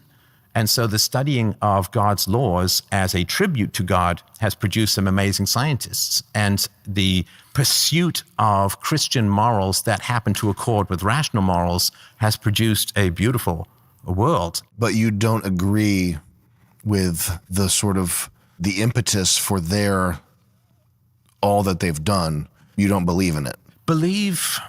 It's funny, that's an interesting way to put it. And of course, that is how most people put it. There's no fault in that. So I just start with a blank slate. So with philosophy, you've got to just, everything you got to throw out. But what if you can intuit things and know that they're true without starting from a blank slate? Then you have to prove that they're true. You can't just know things are true. You have to prove that they're true? You have to prove that they're true. Why? Because otherwise it's just an instinct. It could be a prejudice. It could be demonic. It could be anything. I don't want to know that it's true badly enough to attempt to prove it. Well, then I would say you don't trust your beliefs, because your beliefs should be provable. If they're not provable, they just remain blind prejudices. Yeah, I would call it a blind prejudice. Is that accurate according to Catholicism? No, they wouldn't say it's They would say it's faith, right? It's magic. I think, that we think that God is reasonable and God is reason, so he could be reached with reason. And so if it's logical and reasonable, it's for a reason. Like the whole, God created a universe that could be studied and logical and comprehensible. Yeah, it would not be a sin for a scientific Christian to study the laws of nature. Oh, yeah, no. Because the laws of nature would have sprung from the mind of God. Catholicism especially, they're very ordered and detailed about even canonizing saints, like there's a process, to all that stuff. You start from a blank slate and you've arrived somewhere where there is no God. Well, no, you start with there is nothing but what is and can be proved. And the is the evidence of the senses, the things that we understand in the real world through the evidence of our senses, the things that are. Why, maybe help me. Why do I bristle at that? Why do you bristle at that? Not in an anti-Stefan Molyneux way. Because you're a Platonist. Because you start with abstracts and ideals as assumptions. And this is not a criticism. That's just a description of faith. And again, correct me if I go astray. But you start, and it's a beautiful thing. I mean, thank you. Philosophically, it's a challenge, but it's a beautiful thing in many ways. But you start with the assumption of an ideal and of a universal and of an abstract. Okay. And then you derive from there, right? I mean, God exists is even more primary than existence exists. Right. Because He God is preceded existence, right? Yeah. Like you can have a watch and you have a watchmaker. The watch is inferior to the watchmaker because the watchmaker can exist without the watch, but the watch can't exist without the watchmaker. So God is more vivid and real and true than, evidence of the senses, if I understand the belief system correctly, right? So you start with the abstractions and the ideals and the perfection, and then you derive everything from that. Whereas I start with nothing other than the evidence of the senses and the reason that comes from that. I don't know if I start with the ideals because I was an atheist up until my 20. I was a retard. I don't even think I thought about it after up until maybe 28. But I think that what I would start with is I would look at everything I know about the physical world, systems, math, just the varying layers and spheres of complexity that are all interlinked in this absurdly tight, it defies comprehension that anything works or that anything exists. I would look at that, imagine that this sprung from nothingness or just exists somehow without some type of design, is not retarded but super retarded. Right. Yeah. And I would say, listen, I would It's also retarded with a cape. It's retarded with a cape. And I would also think about Richard Dawkins and evolution, and the challenges to evolution would classically were, Mr. Dawkins, prove to me how a wing evolved. There's no possible way a wing could evolve. Or an eyeball. There's no way that an eye could evolve. I've heard the arguments that Richard Dawkins has made for the evolution of an eye and a wing, which it's very smart. And an eye would be light sensing tissue that has a calcified ridge that starts to grow around it, and that gives you angle, like where's the light coming from, and that forms eventually into something like a Nautilus eye where you've got a pinhole camera that actually gives you good detail. And then a wing would be like a flap of skin or something that slows your descent as you fall out of a tree, and that over time that develops into an appendage that enables you to fly. I don't think that that's like fantasy or something, but I don't think that negates the existence of God. I think that for something like that to even be possible is like flabbergasting. I feel like there's this cavalier sort of, like when people can understand the mechanism, there's this cavalier like, oh, I know how it works. It's got a thing in it. Of course, it was like that the whole time. These guys that have like 130 IQ, they don't acknowledge what comes after that, which is like, this thing is fucking crazy. Do you realize that? Like the thing that you accurately described it. Like I get that you understand how it works. I know that you get quantum physics and you can have a computer that flips qubits. Like I get that you did that. You've mastered some degree of nature here. You're not acknowledging that this is fucking crazy. The awe is missing. The awe is missing. Yeah. It's an absurdity that these things are possible. Like Neil deGrasse Tyson, he'll be like, they do acknowledge it a little bit in a like Rick and Morty. We're physicists. Of course we do magic. Like that's how they'll acknowledge it, but I don't believe that they really understand what they're tampering with. There's no reverence there, but can I say one thing? Because I was thinking too, like if you start with the blank slate, who made the slate? That is good, though. The material world, yeah. Like if you start with the material world, aren't there presuppositions in it existing in the first place? The issue is existing to begin with, right? Right. Or is the time frame. One of the reasons that people, myself included, of course, have such trouble with evolution is we can't really comprehend 4 billion years, like how much is possible in that amount of selection pressure, because we live a lifespan that is like 0.00001% of that. So the distance of time is really quite astounding what can happen over 4 billion years. Now, the issue that you had, which is a good issue, not that I'm giving out points here, but the issue is that existence exists in the first place. Right. You have that God exists in the first place. So you have no problem with things existing. You would need a starting point that one claims to have a starting point, which is God. Sorry, you mean the material universe? Right. Would need a starting point. I mean, that's still heavily under debate. I mean, it was called the Big Bang kind of in a derogatory way. Matter can neither be created nor destroyed, only converted to energy and back. So far, matter appears to be eternal and just has always been, and maybe it's had different forms. So saying that the problem is that existence exists, to me, adding God to that is just adding another one of those problems, which is that God exists and has always existed. And I'd rather just say reality has always existed rather than putting in another one, which is causeless, which is God. I don't think that. There's no way we're going to get to the end of that one. That one seems to be. But what about, it seems weird that humankind has a proclivity to search for God and have love, which both seem not like benefits to existing or evolving. So if I love you, which I do, of course, and you die, I don't know why I'm making this us, but if we're married, let's not do this. Come on, If man. I'm married, I'm sorry. Well, I've been waiting a long time. thrown into the mix. You can make an atheist argument for love. Love. So pair bonding is needed for the raising of children and the transmission of culture. If my wife dies and I mourn her the rest of my life versus just going back at it, reproducing. So it doesn't seem like reproduction is the end. It seems like it's interrupted by this weird defect of love. But it's just strong pair bonding like that is like, what is it, K-type versus R-type reproductive strategies? We have so much knowledge we need to transfer to children, and they take forever to grow up. Brain maturity for males is like 25. It's a quarter century.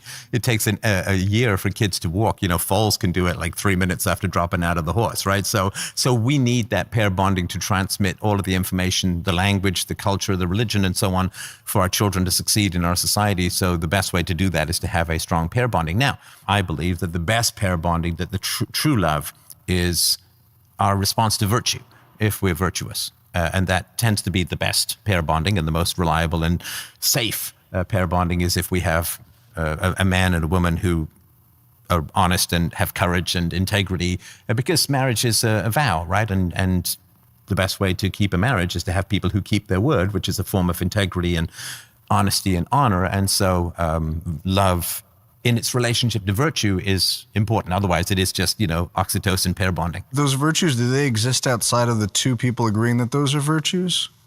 Yes. So there are ultimate they don't virtues. exist. Abstractions don't exist like tangibly. They but exist they because are two valid. people agreed. Right. So if I point at a bunch of penguins and say that's a nice forest, clearly I may need to have my eyesight adjusted or something like that, because that's incorrect. What if the penguins are wearing leaves and branches? So then the ayahuasca is kicked in, and I think we're beyond philosophy at that point. So, but no, I mean, I can be objectively wrong. So love, certainly you can measure it in terms of, biochemical responses and happiness, and you can measure the, release of oxytocin or dopamine within the system and so on. So you can certainly measure it, but abstractions don't exist outside the mind. That doesn't mean they're subjective. Like I see what you're saying. If you've got two coconuts on a table, you've got two coconuts. They're real, and you can count them. The number 1 and 2 exists in your mind. It doesn't mean it's subjective, because it's still one. You can't say there's 5 coconuts when there's only 2, or you can, but you'd be wrong. Can we get back to the blank slate thing? You said that it's possible that matter is infinite. I'm not saying whether that's right or wrong, or whether you believe that's that or what not. Science is saying so But it's far, just like to say like the matter is infinite. That's eternal. Like, that isn't that eternal. That's nuts. Why? Just got because of What's the difference? awe and the heaviness of it. Why? To think about matter being eternal is just, It's just a heady concept. So the bits of you and I were stars 1.5 billion years ago or whatever. What that makes me want to ask you, though, is do you have a guesstimate or an idea or a notion of things like why we're here, how it started? You don't believe there's any. You've arrived at the fact that you don't believe there's anything outside of observable physical reality. Well, anything that is outside of physical reality would be defined as not existing, right? I mean, we came down a corridor, right? We didn't try and walk through the wall because we can't, right? So we came down a corridor, so we came where the wall wasn't, right? So there's no evidence that there's a wall there. That's how we know it's a corridor. So when you say outside of material existence, that would be the same as non-existence. How do you think it all started? What all started? Material physical reality. It's eternal. It's eternal. Do you think there's any reason why we're here? Well, you'll have to, I hate to be that annoying guy, but you'd have to define your terms, what you mean by reason why we're here. Well, so there's the reasons why we're here. We could make up reasons on our own, like we want to collect Xbox game points. I would say that if you you've dedicated yourself to virtue. Could we say that? Would we say that? Yeah. Virtue and reason. Yeah. So the general formulation is reason leads to virtue, leads to happiness. Okay. And so is it ultimately the leading to happiness that you're interested in? I mean, happiness is the end goal of most of our purpose, right? So, I mean, happiness is the one thing that you don't do it for the sake of something else, right? So, most people, why do you get up? Well, I got to go to work. Why do you have to go to work? Well, you got to make money. Well, why do you have to make money? Well, you got to spend money, right?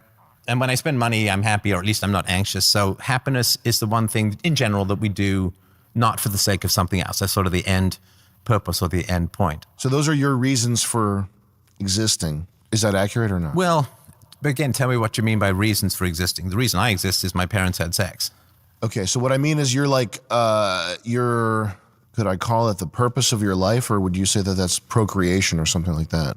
No, but the purpose of my life is maximum philosophy, which means do enough philosophy that you make a difference, but not so much that they just kill you, right? Because that's generally what happens to philosophers who go that little bit too far, right? So to me, the purpose is sort of maximum philosophy, which means, walking that tightrope, that balance beam of saying enough truth that you have an effect on the world, but not so much truth that you have to be taken out.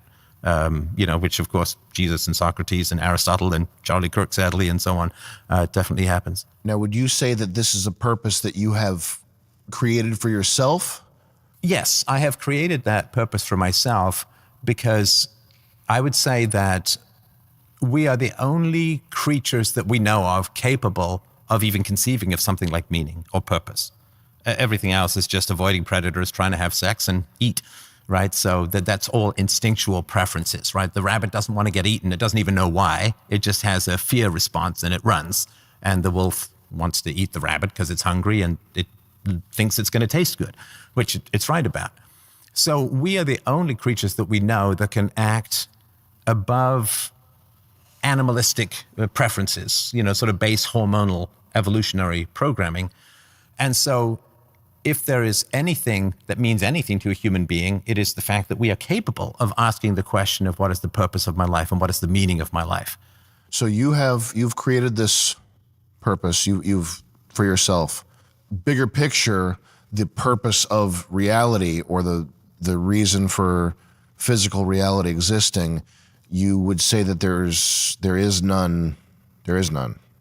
The purpose of existing outside of what we generate for ourselves, is that what you mean? Sorry, I just want to make sure I'm clear about what you're asking. Just not even considering ourselves or human individuals, just existence. The reason that this stuff is here, there is no reason. There is no external reason that is like puppet stringing us. That we do have the challenge of figuring out what the purpose of our life is. And I think that the goal of philosophy is to give you a rational and moral purpose so that it's not hedonism, or so you're not lying to yourself, not you particularly, but people as a whole. Yeah, I wouldn't say puppet stringing, but I would just I don't know what I'm getting at here, Rivera. You got anything? Well, like not a puppet string, but like, you know, the like Sesame Street style where they have like a rod. Yeah. And it does like this. That's cool. That's all I got. The purpose of the blank slates, how do we know what is true? So the first thing that we do when we're little kids is we have, things like object constancy. Like you roll a ball under a couch and the baby originally just thinks it's completely disappeared. After a while, it's like goes and looks under the couch and, dogs with balls would do the same thing.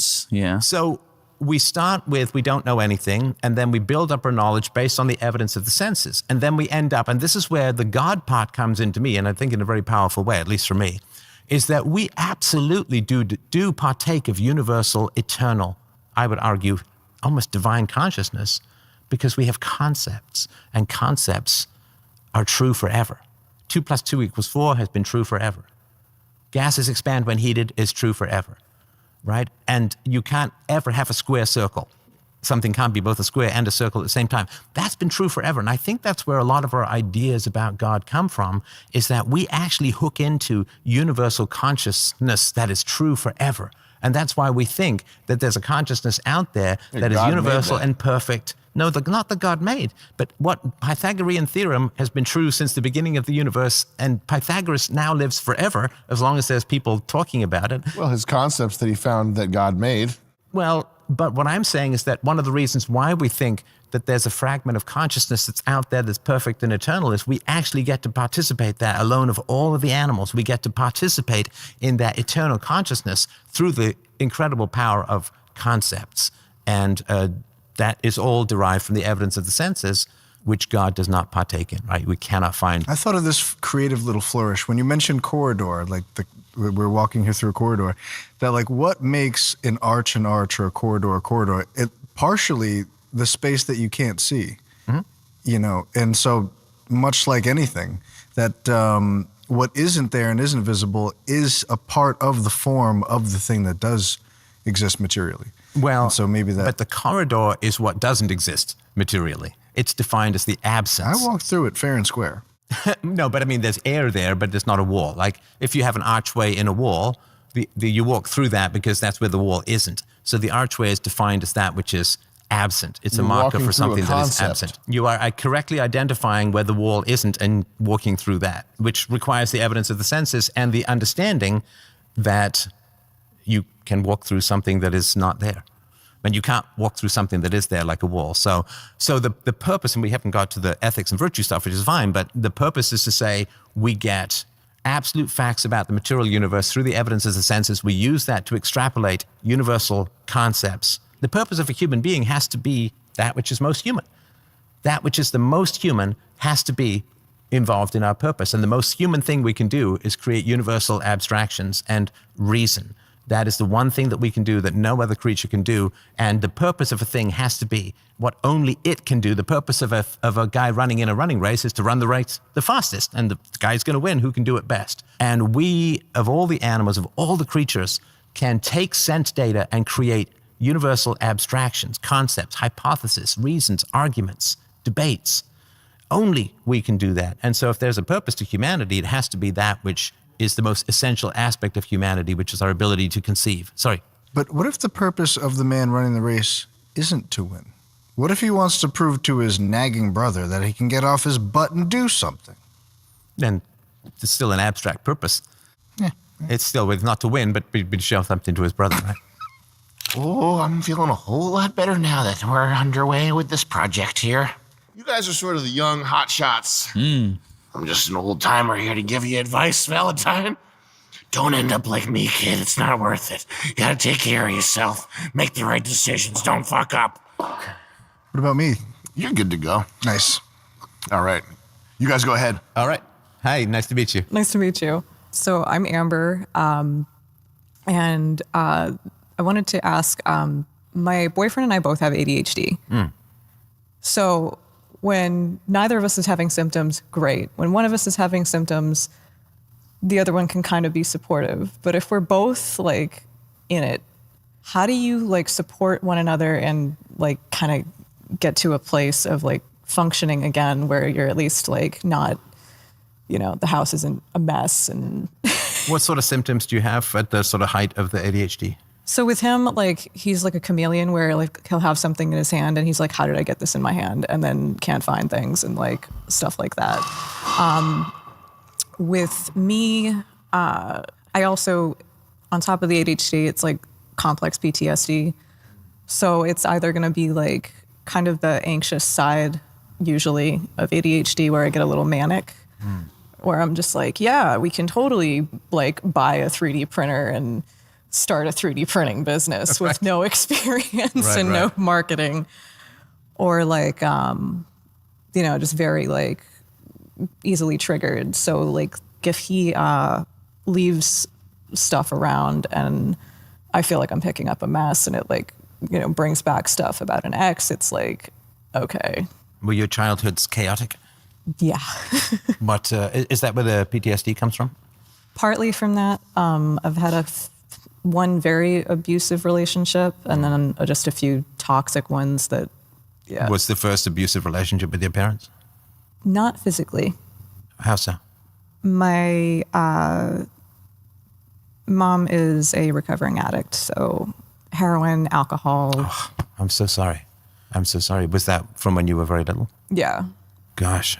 Was she non-functional for most of your childhood, or? My aunt became my, I guess it would be a ward, technically, of me and my brother. She did her best, but she definitely, like, she had her own issues as far as, like, she didn't necessarily want kids, so she was trying to raise one kid who was just, like, very hot and cold because of everything that I experienced, and then my brother was more lovey-dovey, but, like, still had his own issues, so... I've been talking to people about their childhoods, as you probably know, for decades. And one of the things I think that really happens, and that's the question I want to ask you, it's not so much what happens to us in our childhood that really affects us into adulthood. It's what we believe that means about ourselves. When you were going through that level of, what age were you when you were made the ward? 11. 11. So that is a long time, because, the sort of childhood formation years is sort of 0 to 5. So, and then you had twice that, right? Plus, what do you think it meant about you, or what did you believe about yourself in the midst of this chaos and neglect and all of that? I think I put a lot of responsibility on my shoulders. Well, there was a lot of responsibility on your shoulders. So what did you think it meant about you being so different from everyone else, having such a different history and home life? I don't think I really was aware of how different it was. Like, I think the first time I hung out with somebody whose parents were still together, I was kind of surprised. And actually, I should correct these come in pairs. I never knew that, right? Yeah. My mom was functioning on and off, so she'd have like periods of sobriety and then like she wouldn't. And when she wasn't sober, sometimes we'd be at my grandmother's house, but then like it was a lot. Do you think it's possible that you perhaps experienced that if your mother loved you more, she wouldn't choose the drugs? That was a frequent thing, yeah. Right. So that meant that you were less lovable than her self-destructive drugs to her, which is pretty rough on the self-esteem, isn't it? Yeah. She's choosing self-destruction over you, which means you're lower in the hierarchy than self-destruction, which is a brutal thing to experience. I've never thought of it that way, and that just like really resonated with me. Yeah, tell me, what are you feeling? Just, I've always thought of it as just like drugs, like broad spectrum, or like the disease of addiction or whatever, but I haven't really thought about it as like self-destructiveness of being below something like so utterly toxic to... It's like, okay, no wonder I feel like I'm a dumpster fire. Yeah, like there's the sewers, which are bad, and then there's me even below that. And I say this, with sympathy, because my mother chose delusions over me. And I knew that her delusions were self-destructive. I knew that the things that she believed were self-destructive, and she just went back to them. She was an addict to lies, in a way, I guess, that your mother was addict to drugs and things. And so when your mother chooses self-destructive lies, or in this case, self-destructive drugs over you, it means, from my experience, was like why wouldn't you just choose me? Like, I'm a fun kid, I'm a good kid, I'm an enjoyable person to spend time with. Why would you go back to that deadly well over and over again, abandoning me when I'm like fresh water, so to speak, right? And that's so confusing for kids as to why adults are setting themselves on fire rather than hugging their children. And I think that has a real impact on just our entire sense of how we feel about ourselves and whether we're worth anything to anyone. Because if the person who gave us birth is choosing self-destruction over us, how is it possible to have a good relationship with ourselves as children, if that makes sense? Yeah. Was it ever explained to you why she would do this? I think she had something happen to her when she was a kid. I'm not really sure. Basically, I guess she, like as a teenager, she started partying and she like just on and off never stopped. Like, and again, she tries, like she still tries. She's had a pretty good stint of sobriety of late, which is like good to see. But it definitely, it was, I think, harder when she was younger. Maybe it's getting easier and more mellow with age. I don't know. In general, people are not addicts because they want to feel good. They're addicts because they don't want to feel like hell. So the general way that it works is people like, let's say you have a happiness level of 100. No, like average people, you know, you're up and down a bit, but you kind of center around 100. The problem is that addicts have a happiness of minus 50. Like they're just miserable and wretched. And then what they do is they take drugs because they're, what have I got to lose? I feel miserable and wretched, right? And for the first time in their life, they're like, oh my God, I'm not in pain. Oh, this is close to what normal people feel like. But then they crash and they're now no longer at minus 50, they're at like minus 70. So then they take the drug and they get to plus 60. That's the cycle that happens. And usually it comes from absolutely appalling early trauma. My mother's addiction to delusions came because she was a war baby, Second World War, Germany. I mean, just, I'm sure she was raped half into oblivion as a child, and sexual abuse is a lot of the foundation for why people do drugs. So maybe that's what was happening with your mother, but it is self-medication for horrendous amounts of early trauma. And it is to your credit that you have some ADHD, you have some PTSD, as you say, but that you're not a drug addict, that you're not an alcoholic, that you're not, you know, a gambling addict or a sex addict or something like that. To your massive and absolute and amazing credit. It's a wonderful survival.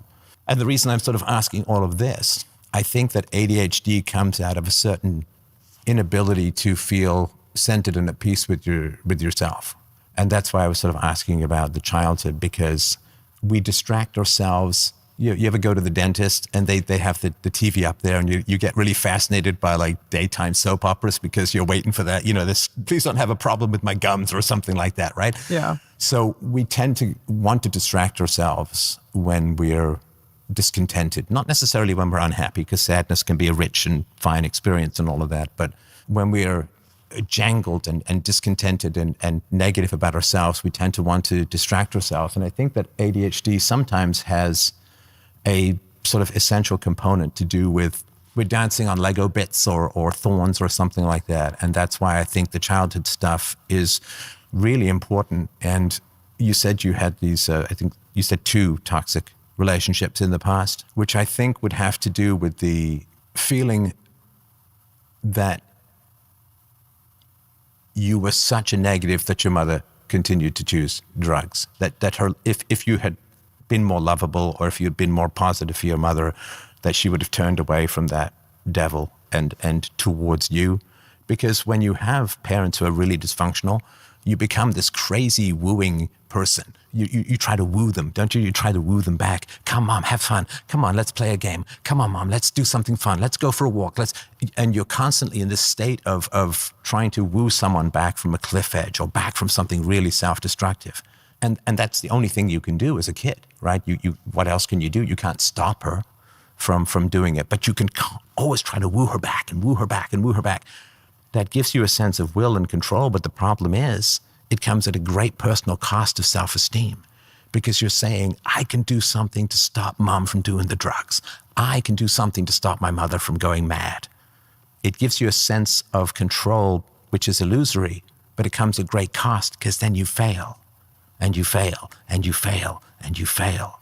And I think that's brutal on the self-esteem and the sense of ease and comfort within yourself, if that makes sense. Yeah. So sorry for the big long yap, but does that does that capture anything about what happened? No, that definitely makes sense. When she was around, like, she was very present. That's the weird thing about it. But when she would relapse, it was like, all right, going to grandma's house or whatever, But that would mean something to you, though, the relapse, because if in a sense you are partly responsible for keeping her sober when she relapses, that's a rejection of you, isn't it? What do you think that felt like, if that's a reasonable way to approach it?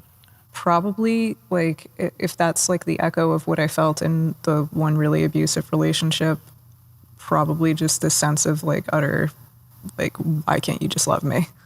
Right. What's the answer? Why can't you just love me? What's the answer that you have in your head as to why you can't be loved? The answer that I like now after years of healing, or just What did you have at the time? Why couldn't you be loved? at the time I thought there was something wrong with me. Okay, and what was wrong with you that you couldn't be loved? I don't know. Sure you do. Everybody has a thesis. I mean, it may not, I'm not saying you're lying, but it may not be present in your mind, but there's something about you that was negative for your mother in this. I'm not saying objectively, of course, right? You were just a victim. But we all have to make reasons why things happen to us happen. That's what we do as human beings, and particularly as children. There has to be a reason why. And the reason is always, what can I do? Because if at 5 or 6 or 7, you'd have said, well, I have no control over my mother. She's going to go back to drugs. My life is going to be hell and chaotic. You just wouldn't have been able to get out of bed. You have to give yourself a mission. You have to give yourself some control, some power. Like the people who live at the bottom of a volcano who can't leave. They imagine some dance is going to appease the volcano god. Like, they have to make up something. Can you imagine a child who could have, because you were trying at that every time, could you imagine a child who could have saved your mother? No. At the time, could you imagine? Back then? I wanted to. I didn't really know how, but... What did you try? It's where, like, the OCD came in. It was one of those, like, she would go out and use drugs, and I had this one very irrational, like, whatever the last outfit was that I wore with her, I wouldn't let anybody, like, wash that outfit because I thought it would be, like the beacon that would bring her back kind of thing. So that's where, like, the OCD stuff comes in, because that's so utterly irrational. But, like, as a child, it was, like, this, like, whimsical thing that could bring her back. So you wouldn't let the laundry hit the clothes that you were on when she left to do drugs? Basically, I'd just be like, I wouldn't let them, like, clean those specific ones. Right, okay. So she could, almost like a scent, she would almost find her way back? Yeah. You said that was irrational. Why is that irrational? I mean, I understand the scientific cause and effect, but why is it irrational? Because it gives you a sense of control in a helpless situation, which keeps your muscle of will going. Yeah. Because if you'd have accepted that you couldn't do anything, then your muscle of will would have collapsed and you wouldn't be able to will anything, right? We have to imagine we can do something even if we can't, because A, we don't know if we can, and B, we need to keep that will, that muscle of will going. So I don't think it was irrational at all. But I do think that you gave yourself a negative because you failed to save your mother. And I would assume also in the abusive relationships that you had a mission of saving someone too. Yeah. That you are there to bind people's wounds and to prop them up and to get them to work on time and to have them not fall into other addictions or problems. That you are sort of an abused service animal, if I can put it that kind of way, that your only value is to be propping up people who can't be fixed. And that is it's a brutal thing to experience. And I just, my heart goes out to everything that you suffered, because it didn't end at the age of 11. I mean, what decade of life is your mother in? She was born in 62. So she's 64. She's going to be 64 this year. When was the last time you had consistent positive interactions with your mother? This weekend. It's like I said, it's been like, I mean, I think I've gotten to a place of acceptance that, like, we went to, like, my stepdad's funeral. She talked about him a little bit, but then she was, like, bitching about work. And then I was like, can we get some stories about him for a little bit? So kind of not like self-involved, but kind of. Do you think she understands how much she cost you? Yeah, maybe. Maybe? In Has a she ever way. done any therapy or done anything to...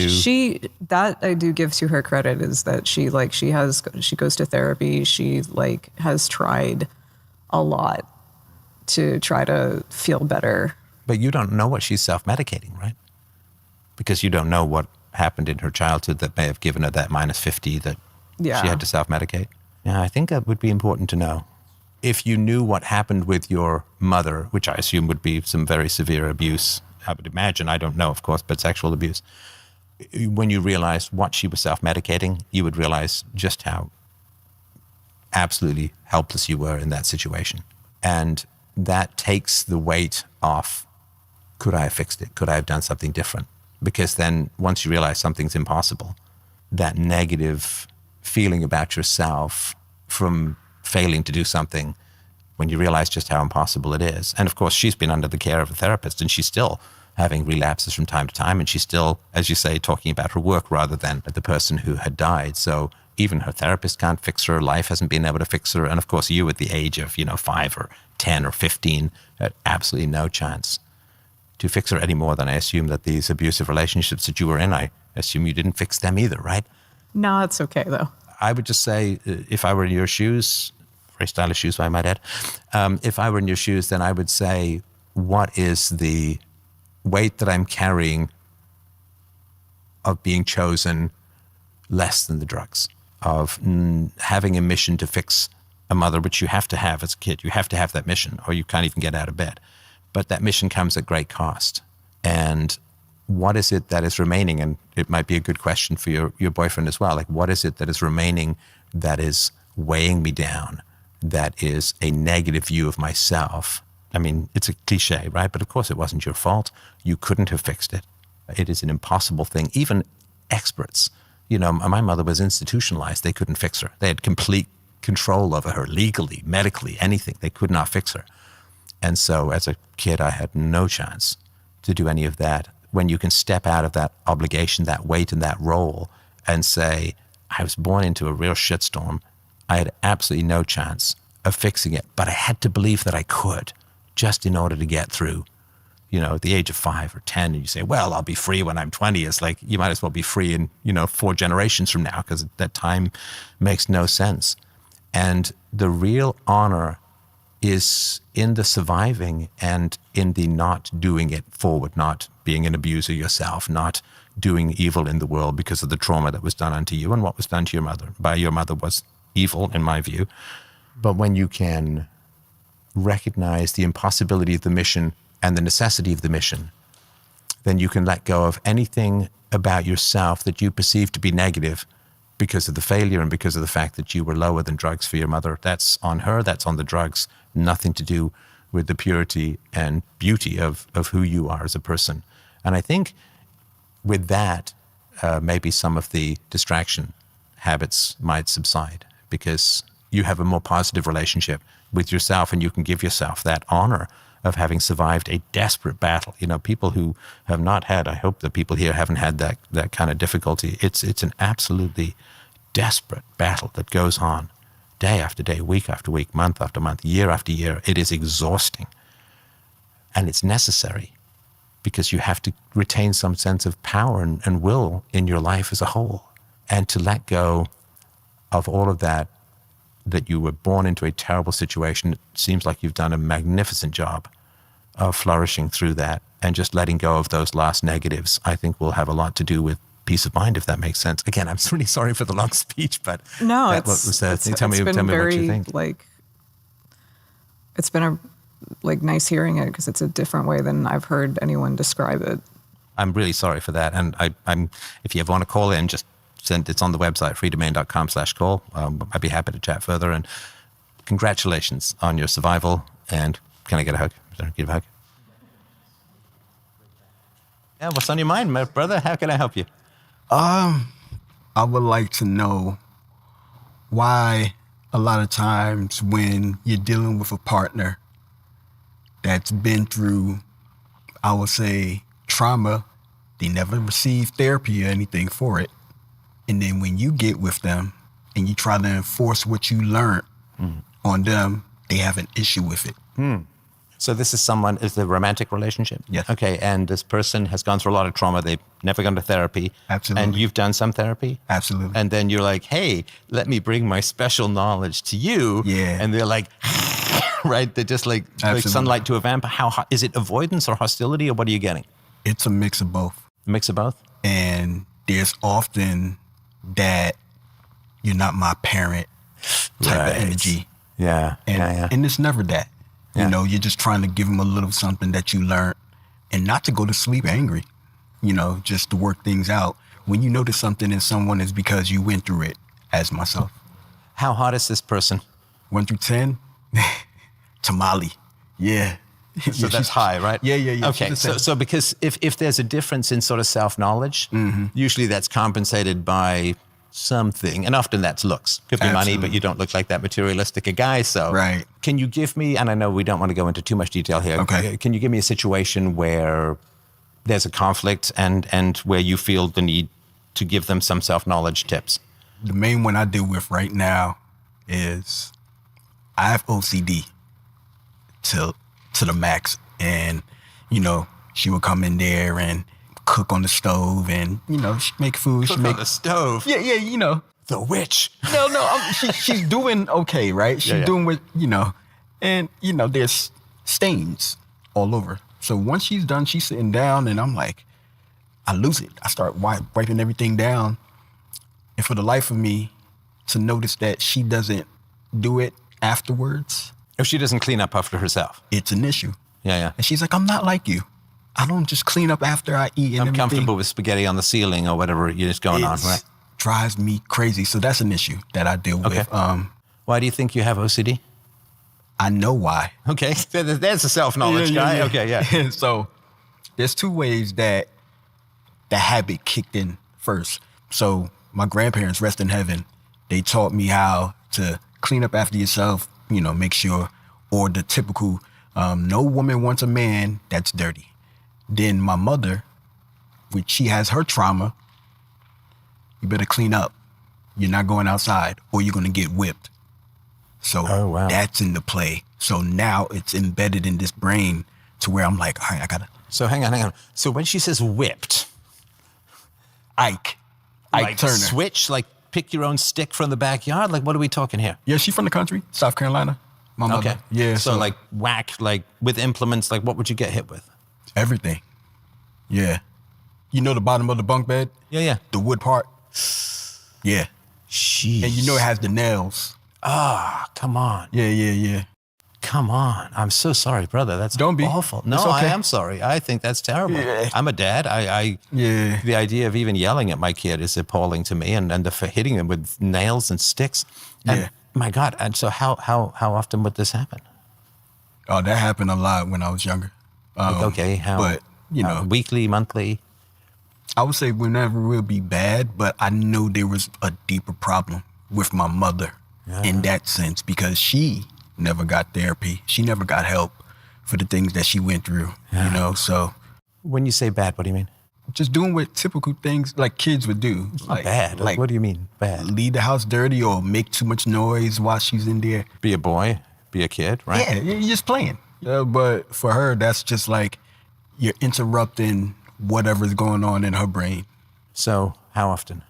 Enough to where I wanted to run away. Oh, God. What age? You gonna take me back there. 11, 12. I'm sorry. Nah, don't be. It created character. I just noticed, I know that she needed help. You can get good things out of bad things. Doesn't make the bad things good. Yeah, you gotta look at it. You're right. Look, are you a father? Mm-hmm. You're a father? I am.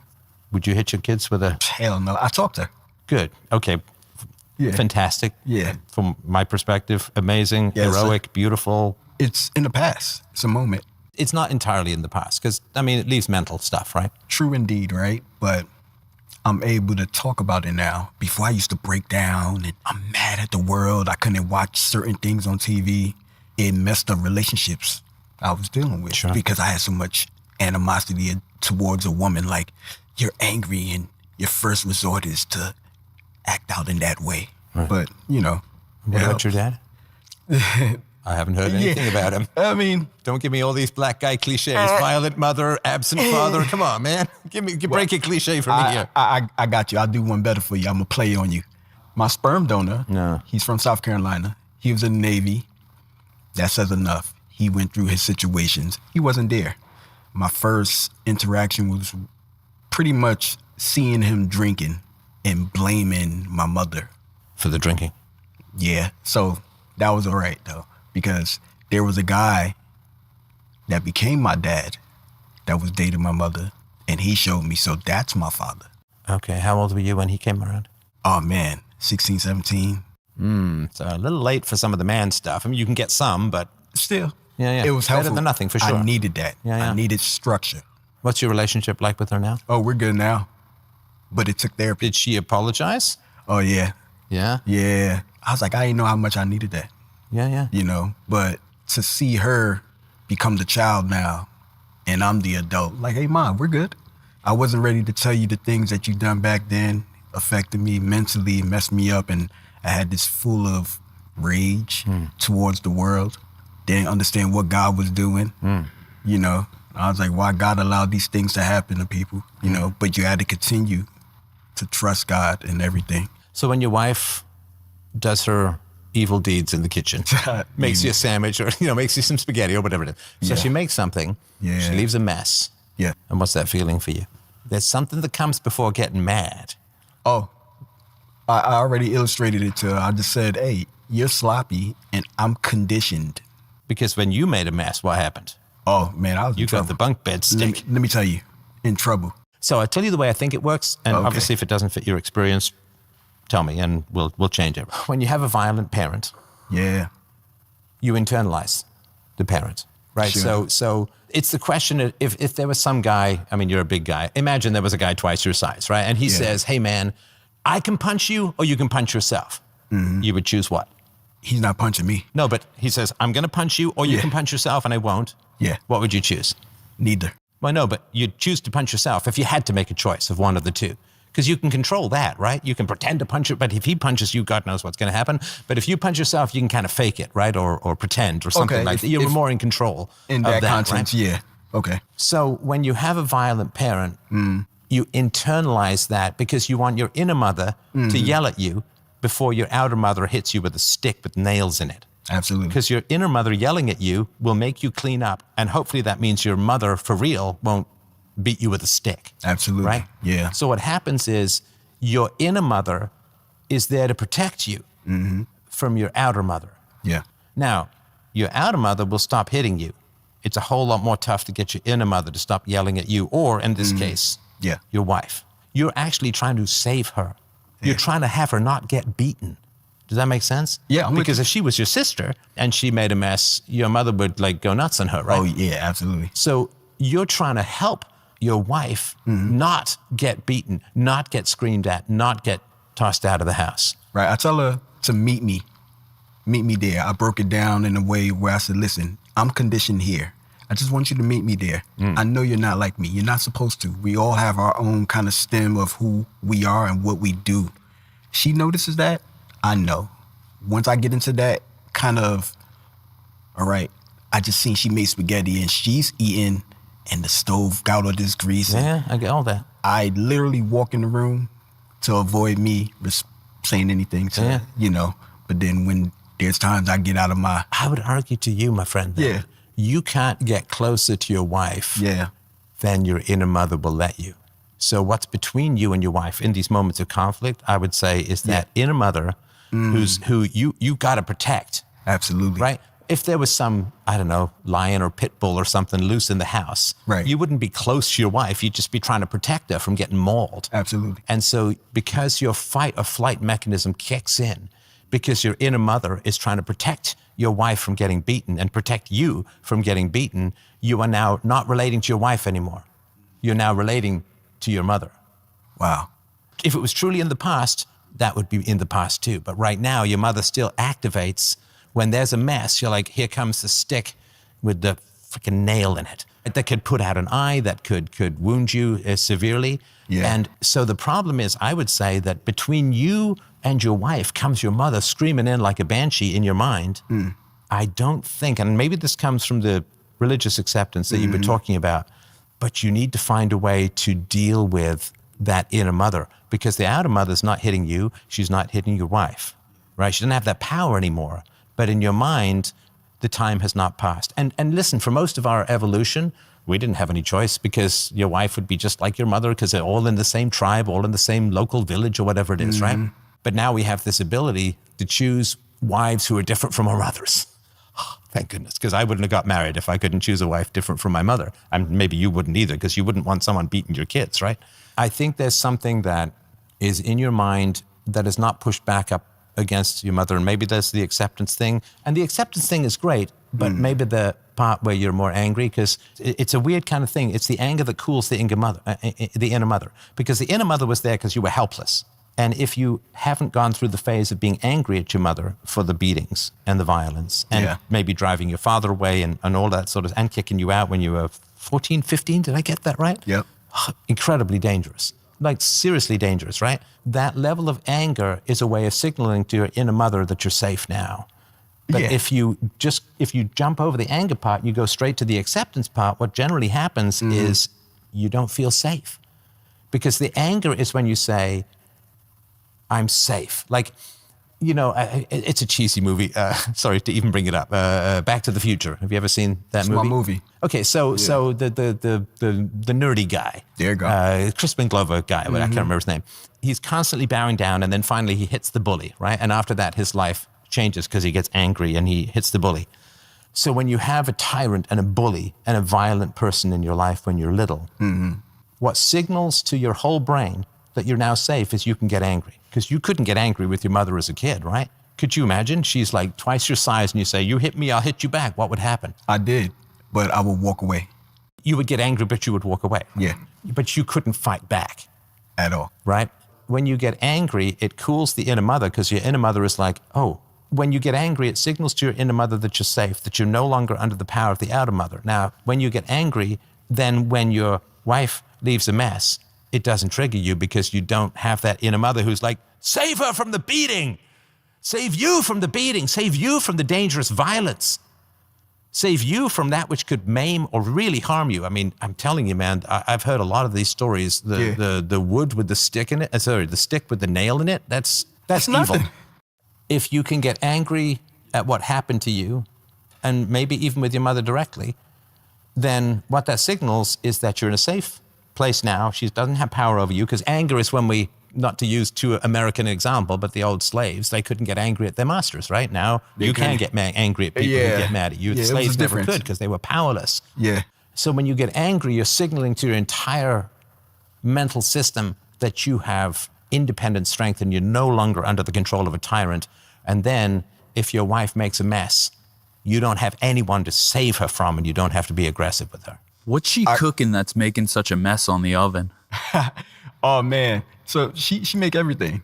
For example, like if she making anything with like sauce, marinara, and it's just jumping everywhere, and I lose it. So do you wait, or do you immediately go, you got to chill with the sauce, or do you wait until you're fed? He said he meets her halfway, right? Because if you're fed, then maybe you're less likely to be like mad about it. No. At that point, I'm in the room. She's making food for herself. She's doing it for herself. She ain't even cooking for you. No, but here's the thing. You missed it. I cook for myself already. Yeah, you for himself. So here's why your wife is fighting you. Your wife is fighting you because she doesn't want to be bossed around by your mom in your head. Nah, she doesn't. Because she's got a mother-in-law in your head who's always in the house and is always looking for a problem. So is the anger from what was stemmed back then with me and my mother the same towards me and my wife? No, because you're trying to protect her. Exactly. Because if she was doing this stuff with your mom around, she could get beaten. So you're trying to protect her, just as your inner mother is trying to protect you and protect her. But your inner mother comes from your real mother, and your wife is not going to want to obey your mom, because she's an adult woman who doesn't, women and mother-in-laws, right? This is an old tale, right? And I would imagine this is unconscious, but if she senses your mother coming up and nagging at her, right, she's going to fight it. In the same way that if she was acting like her father and trying to boss you around, you as a man would be like, oh, no, not doing that. I'm not going to get pushed around, right? Nah. So she's not going to want to get pushed around by your inner mother. So she's probably fighting you on this, right? She's not meeting you halfway. She's fighting me only. And I'm going to tell you, I like your points that you're saying, right? Because they're too valid, right? She makes a lot of stuff. And I could be in the room, and then when she's done, she's sitting down, I'll come in there. To avoid arguing, I clean up. I'm at that point. Oh, no. I'm there. And she'd be like, thanks, babe. I'd be like, you're welcome.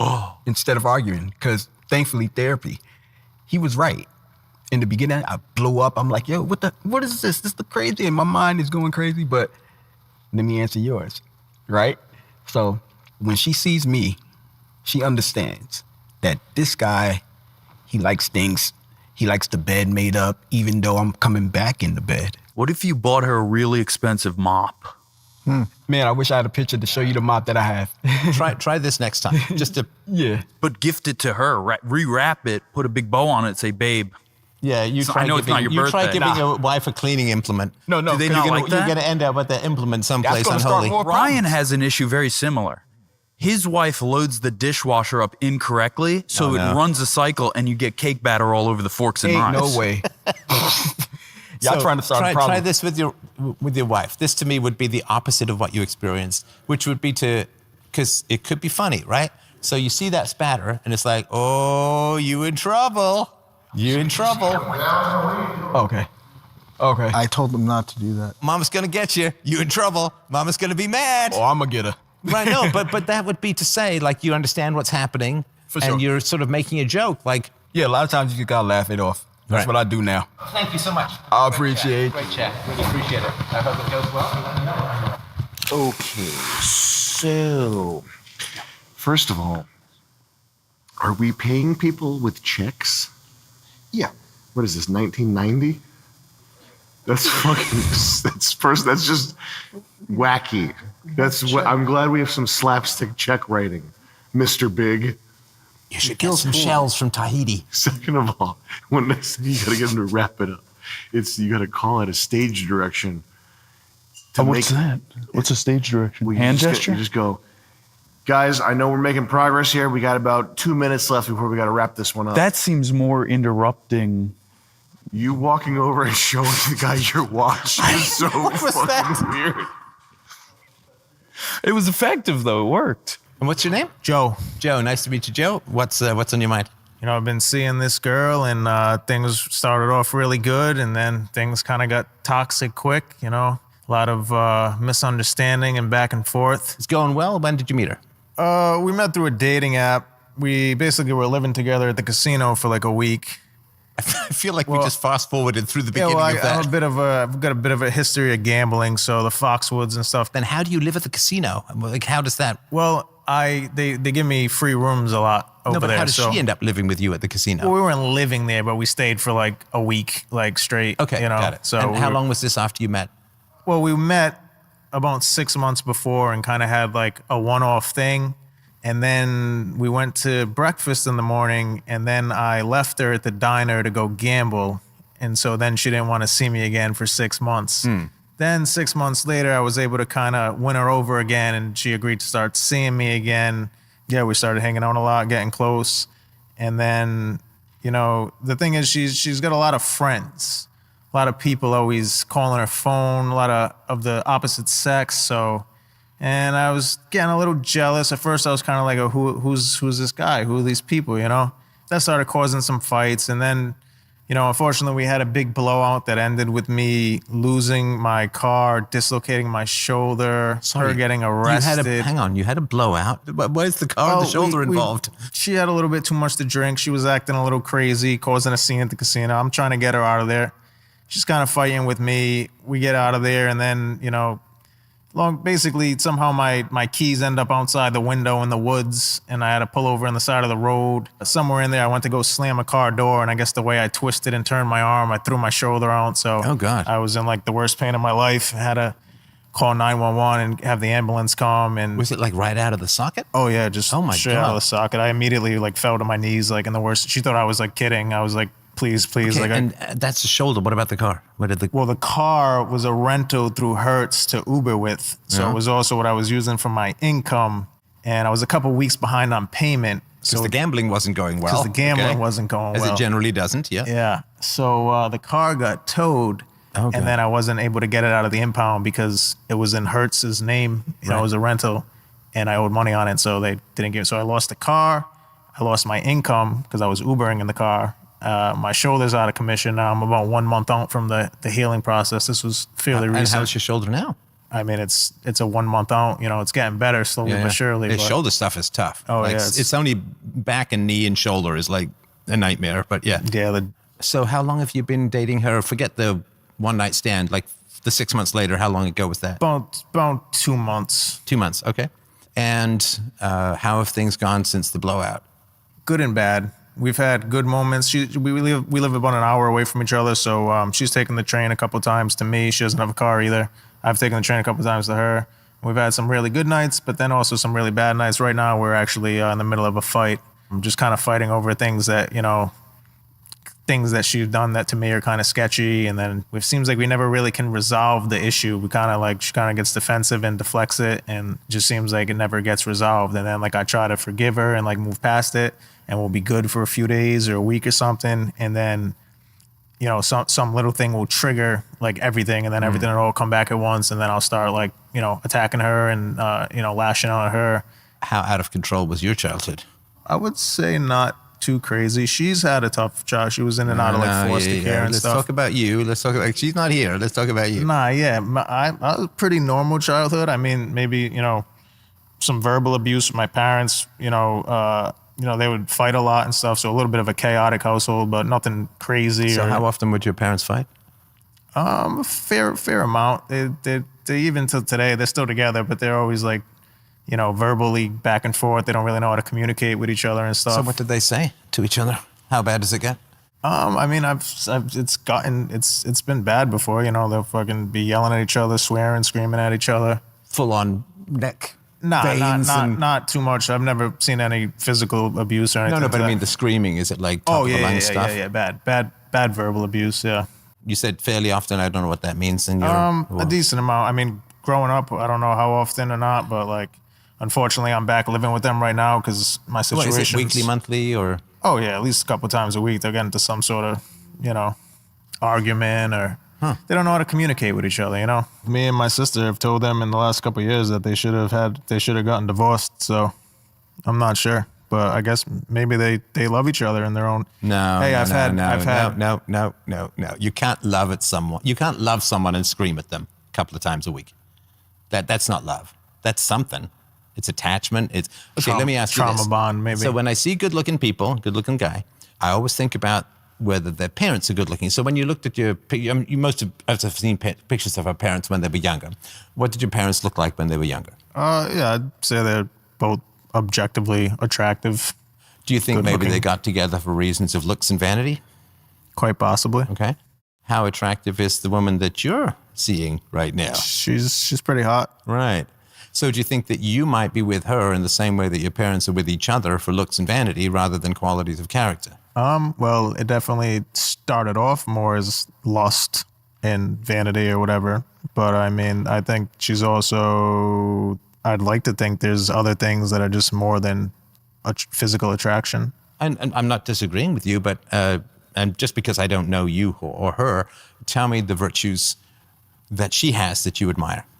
She can be very caring and affectionate and loving. If it's not consistent, it's not a virtue. When you bring her gambling, do you win more often than you lose? Well, I was winning Steph's cooking right that now. week. Oh, I do appreciate that though. Okay. Just curious. So it has to be consistent, right? What else? I'm not saying she's not kind, but it needs to be consistent. No. Yeah, there's definitely some inconsistencies. I can also be somewhat inconsistent as well, though. Let's just focus on her, right? So love is how we feel when we're around somebody who's virtuous. Not perfect. Nobody's perfect, but virtuous, right? If there's conflict, it's usually to do because there's a lack of virtue in one or both parties. You said she's kind, but it's inconsistent. What else? Kind of put me on the spot. I don't know. That's the point. Yeah, I don't know. I don't know. Okay, I'd now have to if think about she it were more. in the chair and I were to say, what do you admire about Joe morally, what would she say? It's a good question. I wish I could get the behind the scenes on that and see what her answer would be. When you look in the mirror, Joe, what do you admire about yourself morally? I'd like to think that I can be caring and, consistently, though. Oh, God. I don't know. But when you look in the mirror, what would you say would be an impedance to loving you? It's something in the way of loving you. Probably the fact, maybe the gambling addiction thing, maybe some selfishness, some toxicness. And you're certainly violent to the car. Yeah, and that's scary to be around, particularly for women, because men are so much bigger and stronger, right? Do you yell at her? That night I was. I mean, so you have yelled at her, right? Yes. Do you call her names? Yes. Okay. What have you called her? I won't repeat them here. Because Sam is so delicate. Yeah. No, okay. It's bad, right? I've called her some. You didn't derogatory say like, names. You poopy head. We know the classics, but anything inventive and new? Nah, I'm not that creative. And has she called you names? Not really. Okay. I mean, maybe like in response to me, doing that, she'll throw in her little jabs, maybe, but she's never really starts that, Being violent around someone is scary, right? I mean, it's the classic of the guy who punches the wall. The girl sees her next. She's got a bit of a drinking problem. So these couple that night with the shoulder and like one or two other nights, we only had less than a handful of nights that were like bad, but most of them were when she drank too much. Mm-hmm. And I'm just trying to like get us out of there safely. Like, that's what you were trying to do with the casino, right? She was like causing a scene. Like she's trying to get like these two girls. She wanted me to give a ride home, and then she's like trying to like feel one of them up in the back seat, and the girl's literally telling her like, "Stop touching me! I already told you. Like I'm about to slap you if you touch me again." And I'm like, "Oh, okay. Like I'm gonna drop you girls back off where I picked you up, and like you guys need to get out of my car, And then she's like jumping out the car, throwing a drink at me because I'm not taking them home, shit like that, So like she was kind of forcing my hand a bit. I should have just... No, because you're voluntarily in the relationship, so she's not forcing your hand. Right. Well, if she was not hot, I'm not saying fat or anything, but if she was just not hot, or if for some reason or other there was no possibility of sexual access, right? Let's say she was married, or she was the sister of your best friend and he didn't want you to date her or something like that. How much time would you spend with her if we took sex off the table? I mean, that's obviously a big part of it, between a man and a woman who are... Oh, I'm not saying there's anything wrong with sex. Sex is great. But what I'm saying is that if sex wasn't available for some reason, would you consider her a good friend? I guess I haven't known her long enough to make that yes, you have. accurate yes, you have. assessment. Yes, I you mean, have. I wouldn't say she's a bad friend. Yeah, she's got some issues like we all do, like just like I do. She's, working through some things and she's not in the best place right now, just like I'm not.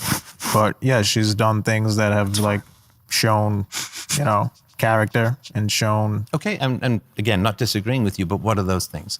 Just for example, buying my grandmother and my mother a Christmas present after meeting them one time shows like she's like thinking of others and like trying to like, I don't know. It seemed like that was like a nice thing, like cooking for me or like taking like when she, helping me wash up like a couple of days after when she came to see me and I couldn't lift my arm, stuff like that. It's helpful, yeah. Would she be a good mother for your children? Not in some future state, which we could imagine, right? But in how she is now. When she's not drinking. It's just chaos. When she's not getting drunk and trashed. But she does drink. So I've been told we shouldn't be with people to want them to be fundamentally different, right?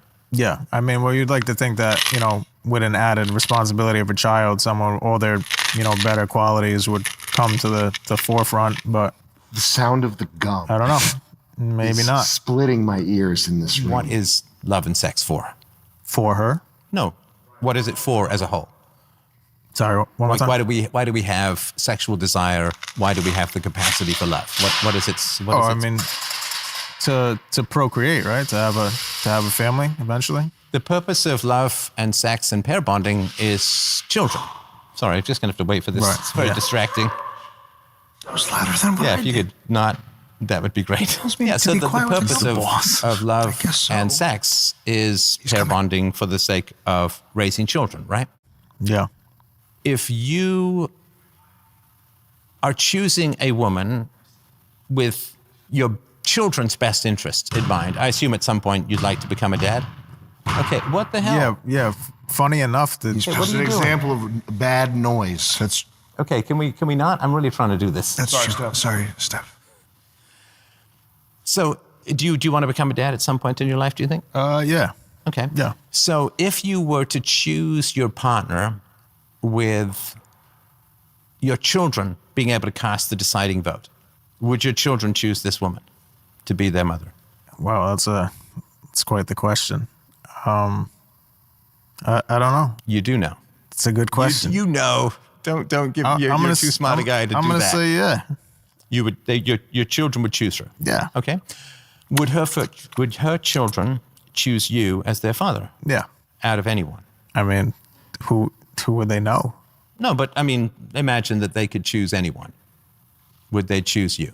I mean, if they could pick the perfect all qualities, I guess not. No, because I'm not, the best version of myself right now. So, given that your children could choose a great mother, and you said she wouldn't be a great mother in her current state, your future children would not choose her to be their mother. I guess not. And her Probably future not. children, her children would not choose you in your current state to be their father. So in order for love to last, it has to be based on mutual virtues, respect, and looking up to someone for their moral qualities, right? Now listen, we all make mistakes, and yeah, I think at your age, I was pretty much in the same place, so this is none of this is critical or superior or anything like that. But if you want to have a relationship that lasts, you need to manifest virtues, and she needs to manifest virtues. Things like honesty, moral courage, self-control, respect for others. For sure. And not giving way to what your parents did. Because that's kind of what you're doing. How many siblings do you have? Just one. Just one? One sister. Your sister, okay. A younger or older? She's a year older. About a year and a half older. You hated it when your parents fought, right? I guess. I mean, it couldn't have been fun. Yeah, I mean, I don't really remember it now, but they're still fighting. Yeah, it's annoying now when I fucking see it as a grown man. Yeah. What do you think it meant about you that your parents wouldn't stop fighting even though you hated it? I don't know. What's that? If your parents put your needs first and your sister's needs first, if you and your sister's needs were what your parents made their decisions on, what would they have done instead? I don't know. Sure you do. If you don't like them fighting... Oh, yeah, they would have probably tried not to fight as much, right? Yeah, they would have said, our fighting is upsetting to our children, so we got to find a way to not fight. Yeah. I assume your parents are not dumb people. Yeah, I think they did. I remember at one point, I was probably 5 or 6, they had a family therapist come to the house to sit down and with the whole family though, not just them. It wasn't like a marriage counseling thing. What, your sister was 6 and you were 5? I might have been 6. Maybe my sister was 7. Okay. Or maybe I was 7. The reason your parents were fighting was not because of the kids. I mean, who knows? Right? No, I know that I'm a dad, and that doesn't make me right about everything. Yeah. But I know for a fact that your parents weren't fighting because of you and your sister, because I'm sure they were fighting before you guys came along, and they're still fighting now that you guys are out of the house. So it wasn't you. I would submit, and I could be wrong, I'm just telling you what I think. I would submit that part of what you felt as a kid was that if your parents loved you more, they'd stop yelling at each other. That gives you a low view of yourself. They're choosing to yell at each other rather than doing what's best for you, which means you are not at all high on their list of priorities. What's higher on their list of priorities is scoring stupid points with each other about meaningless shit. Because I'm sure they weren't fighting over really, really important things. Right? It's all stupid shit about loading the dishwasher. Did we have that over there?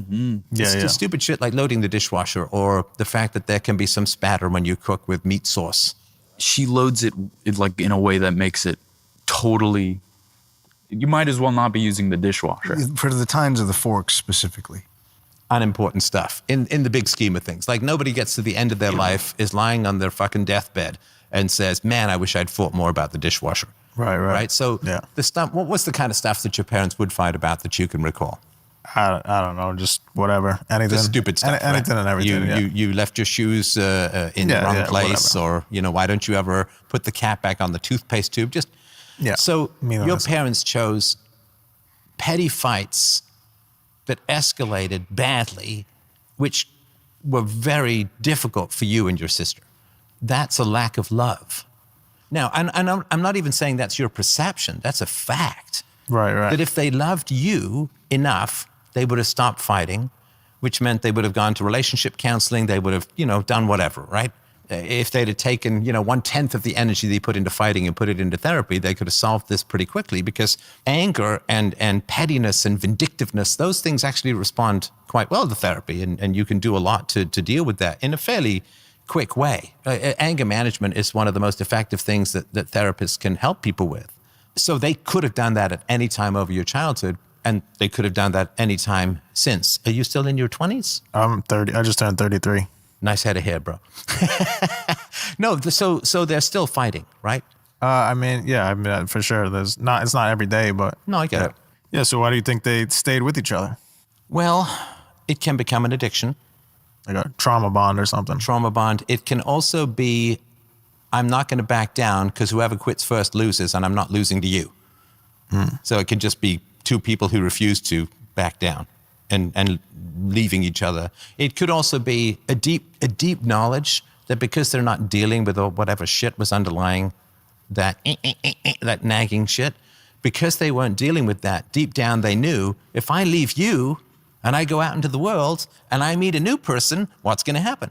Right, the unknown, yeah. Better the devil you know than the devil you don't. It could also be that your father had assets and didn't want to lose the half of them in a divorce. It could be any number of reasons, but probably it's just repetition, that they grew up with nagging parents and they get used to just controlling.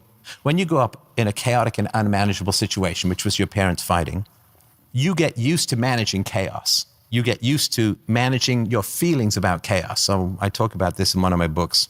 Like, why does a guy become a boxer? Well, he was beaten up as a kid, and he can't control whether he's beaten up, but he can control his reaction to being beaten up, to be stoic, to be strong. But then the problem is he doesn't feel in control unless he's being beaten up, so he goes and becomes a boxer because he doesn't know how to feel in control of his life without being beaten up. And it could be the case that you managing chaotic and stressful situations is what you learned and had to do as a child. What's a chaotic and stressful situation? Fighting with a girlfriend. What's another chaotic and stressful situation? Gambling. Chaotic and stressful situation. So you grew up managing chaotic and stressful situations. That's all your skill sets are aimed at. That's your muscles. That's what gives you a sense of control in life, is having chaos around you and managing it. So I would say that your parents, could be a lot of other things, but the one thing that we sort of focused on is your parents' constant fighting has given you the need to be around chaotic and stressful situations. Otherwise, you don't even know what to do with yourself, because that's what you had to manage and deal with consistently growing up. But it could have been stuff at school as well. But interesting. And so if you're not around chaotic and stressful situations, who are you? What are you even good at? What do you know how to manage? What do you know how to do? That means that she's in your life because of unprocessed stuff with your parents. And you said she had a bad childhood too, right? So you're in her life for that reason as well. It's not going to work. Now, I'm not saying this relationship can't work, but it can't work as long as you're doing a repetition compulsion of managing early chaos. And now you've got, because you couldn't control your parents fighting, you'd stop, right? But they wouldn't stop. You can't control her drinking. She can't control your gambling. So you're both in situations probably similar to what happened when you were kids, where you're trying to control the uncontrollable. And that is very tough on the self-esteem, because you're always going to fail and then you just feel lower. Tell me if this makes... Oh, no, yeah, it's a pretty good insights there, yeah. Have you talked to parents about what their fighting did to your childhood? No, I don't think so. Are you a Christian man? Grew up Catholic, but I'm not super religious or anything currently. But I would assume that you believe in the virtue of honesty, right? Yes. So when people have done us wrong, I think it's important to be honest with them so that they understand the effect that their actions have on others. What do you think would happen if you were to sit to your parents and say, guys, that was going on in my childhood, even now, like, why do you guys fight all the time? I think they would probably deflect it or ignore it or say, oh, now you don't want conflict. Oh, now you don't want to fight.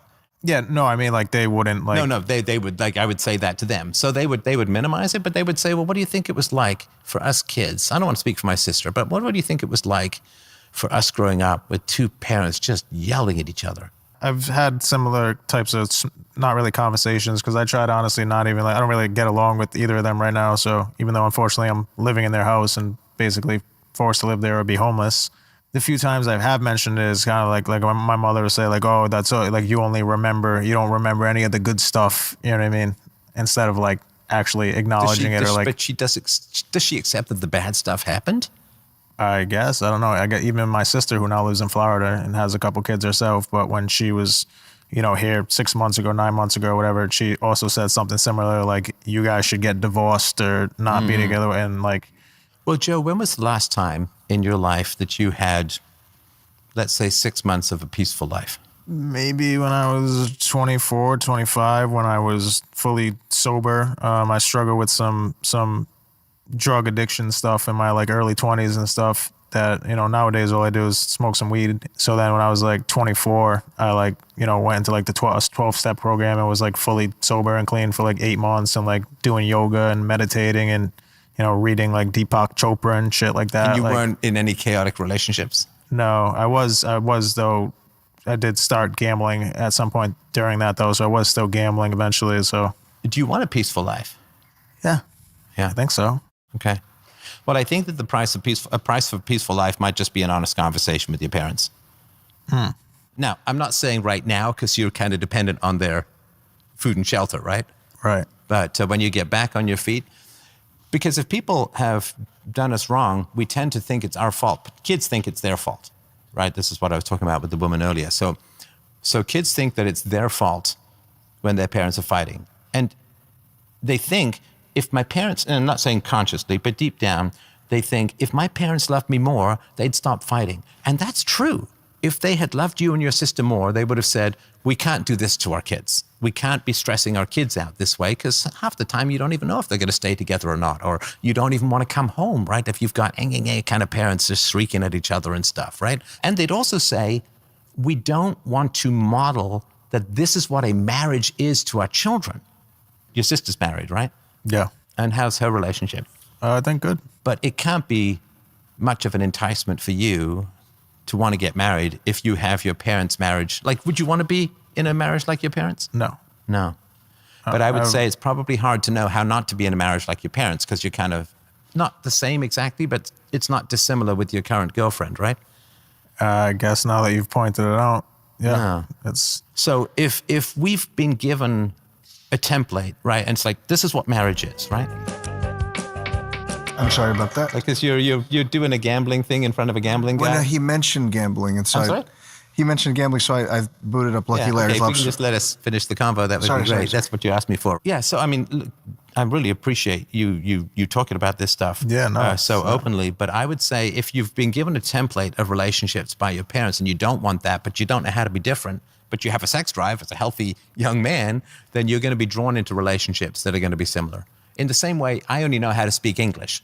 So if somebody talks to me in English, I reply in English. If they speak to me in some other language, which would be a peaceful relationship, I don't even think you would know, or when I was in a chaotic state, I would know how to speak that language. So I think if you talk to your parents, and maybe even just write it down or whatever it is, to help understand what the effects were of this constant stress and strain of your parents fighting all of the time.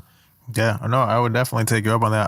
I was going to therapy at one point, then my therapist moved to California, and then... How selfish. See? Another person who did you wrong. Right, yeah. Just email me, support@freedomain.com, and we'll sort it out, and we'll get you into some therapy, because you seem like a great guy and you got a lot to offer the world, and certainly the drain on these kinds of relationships is going to waste a lot of your fertility years, right? You don't want to be a 50-year-old dad, right? Oh, well, appreciate. You're very welcome, man. Thanks. I'll give you. I appreciate your honesty and openness, man. Yeah. Great job. Thanks. It wouldn't be philosophy if it was easy. Is there a way that we can remotely bomb the people that make this mic stands? Sure, we can look into it, sure. Okay.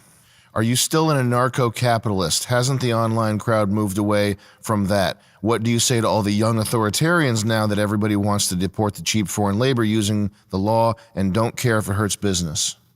I am still an anarcho-capitalist because it's not really a choice thing. It is the consistent application of self-ownership, property rights, and non-aggression principle leads you in that direction, and until that is overturned, that's what I have to do. What do you have to say to all the young authoritarians who want neo-Hitler? That's coming. I mean, look, fascism is a response to Seal communism. the deal. Yeah, no, that is if the communists keep pushing, then, which they will, because that's what they do, the communists keep pushing and keep expanding their power, then you're going to get fascism. That's the natural reaction. I hate it, but it's the natural reaction. But why get fascist? That's the question. Well, Why? I'd rather get freedom, but that's not where people We got are. to move on, guys. The woman question. What are young men realistically supposed to do these days? Normal corporate jobs are so dominated by HR bitch culture. I think that's kind of a nasty simplification. Well, we could just boil it down to that, I guess. That making it there requires stifling your sense of humor at least, and guys know they are always one accusation away from social and legal destruction. The WQ, the woman question. What's the answer? I mean, we used to get drafted. Now we've got Karens in HR. I'll choose Karens in HR over the machine guns in the First World War, or bombs in the Second World War, or Vietnam, or Korea, or Iraq. So, yeah, men have their challenges these days, and it is important to not fall into self-pity and to still remember this is absolutely the best time in history to be alive. We can have these kinds of conversations. We can get access to information that people in the past could never have dreamed of. You can get the truth beamed to your ass in 20 seconds or less. This is an absolutely fantastic time to be alive. Don't look at everything that is a negative only in life. You have to look at the things that are the positive. You say, oh, I have a pimple. It's like, that's a drag, right? But your kidneys are functioning and your heart is working. And stop saying that all of the things that are the negatives are the only things that you can stare at and look at. We have it way better than our ancestors. How would you like to kiss a woman who'd never brushed her teeth? Yeah. How would you like to bury half your children? How would you like to have no control over your life because you got an infection? You know, like everyone here has had an infection. What do we get? We get some antibiotics and we don't fucking die. Do you know how fucking lonely we would be if we didn't have the internet? And we were the only people who thought in the whole town, but we can find each other because of the internet. Do you know what it would be like to be alone? The only person in the whole city who could think for themselves? I mean, we can actually find each other. We never would have met each other prior to the internet. I never would have had a voice prior to the internet. I would have taken all of these thoughts to the fucking grave with me, or maybe I'd have a whole bunch of notebooks in an attic somewhere that nobody would ever care about. So the fact that I've been able to spin my thoughts into the permanent ecosystem of the mind, carved it into the atoms of the planet for eternity, is an unbelievable gift. That's and a yes, movie you've got idea. Karens in HR, go be a fucking entrepreneur or make something yourself or get into crypto or something. We had the biggest wealth opportunity. I was talking about Bitcoin in 2010, for God's sakes. We had the biggest wealth opportunity in our entire lifetime, the biggest investment vehicle that has ever existed. I agree with all that, and I would say, would you say thank God? No, you wouldn't, but I would. I'm not fussed about the God thing. I just wanted to. I think we would mean the same thing by thank God, so thank God. Matt, yes. I don't want to dig into it, but you came here for relationship advice. What was the problem? I was actually with this one guy for like 3 years, and he just I ended up calling it quits because I found this other person, and yet my advice is how can I actually really know I know you can't really know if someone's being true to you and actually understanding the real you. How can I actually really read somebody to know that I'm not gonna get, how can I say this, screwed over? Okay, how different are you from other people? How unique are you? I mean, honestly, I would say I'm a very unique person. I'm very nice. I'm very bubbly. But when it comes to defending those... No, not nice and bubbly. That's fucking champagne. It's not unique. Champagne. Unique. It's called I have a very outstanding personality. And I'm not that's how disagreeing I with you. see myself. No, your my opinion is irrelevant. Do you think for Your yourself... opinion is irrelevant, so you need to stop talking. That's fine. Okay, go ahead. The advice was coming from him, but quite frankly, he asked me the question, so why are you answering? because that's what I was here for. I know you're here for it, but the thing is that you're being very negative about it when I'm calling myself unique and bubbly, and I didn't get to finish my sentence and you cut me off. That's very ignorant. Okay. Well, I'm just trying to be efficient here because I was told we didn't have any time. But you're being officially rude, and I don't tolerate it. I'm sorry. Like, what I was trying to say is, I'm trying to come here for a relationship advice, and yet you throw me under the bus, and I'm not going to tolerate it because I came here for a question. He asked me, and I know you are trying to be helpful, but your tone of voice and the way that you're trying to direct me and answer my question is just completely irrelevant. And I think I can answer this question for myself. I don't need to prove myself to anybody, and I don't need to read anybody. It's called, if someone be's rude to me, I'm going to say, fuck you and fuck off. All right. Well, I'm sorry I wasn't helpful. Okay, go ahead. The link here, Rivera, this next question link, do you think there's anything to this? Can we look this up? What is this right here?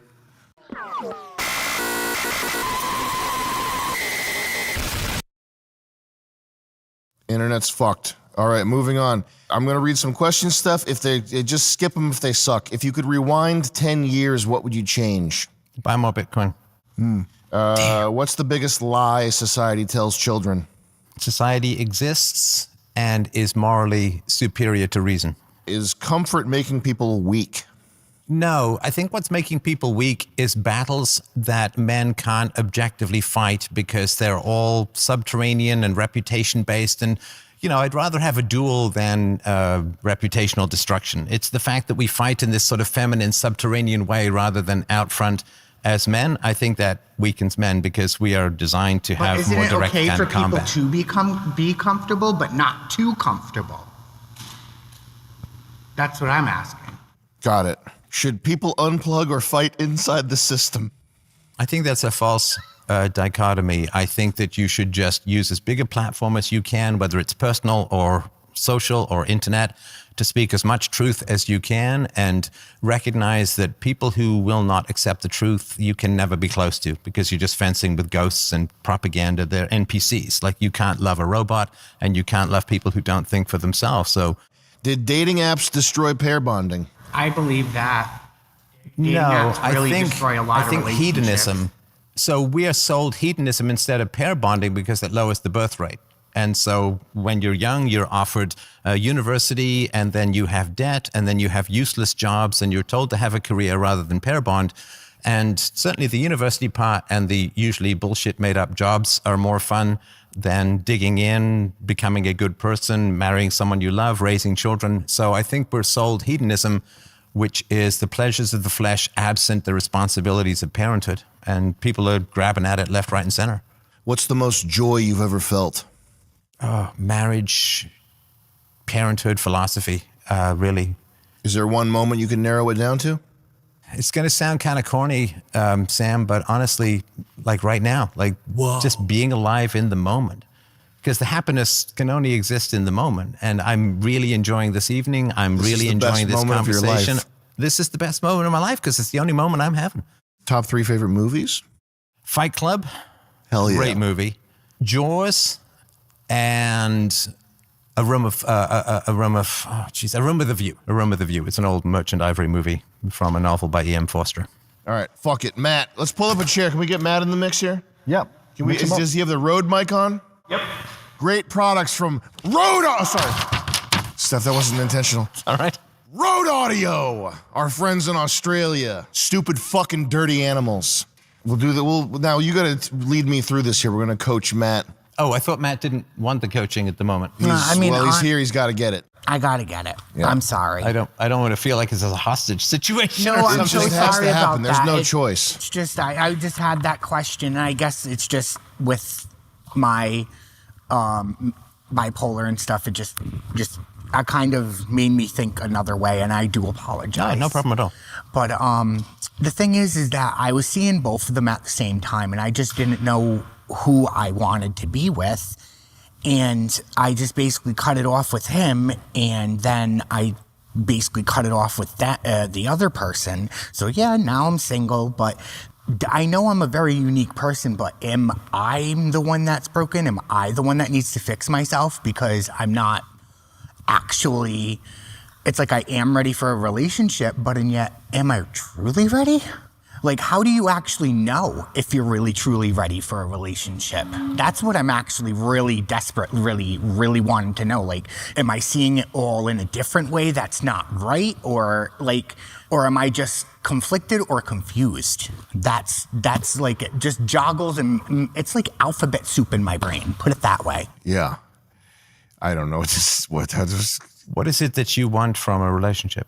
Honestly, what everybody wants: love, trust, honesty, and dignity, and like no secrets, you know. And I know that nowadays everybody wants to be a fuckboy, everybody wants to be a thought, everybody wants to be like, oh, I'm fucking your boyfriend, oh, I'm fucking your damn sister, who gives a fuck? But the thing is why can you not get in a relationship and actually stick with one person instead of being a ginormous whore?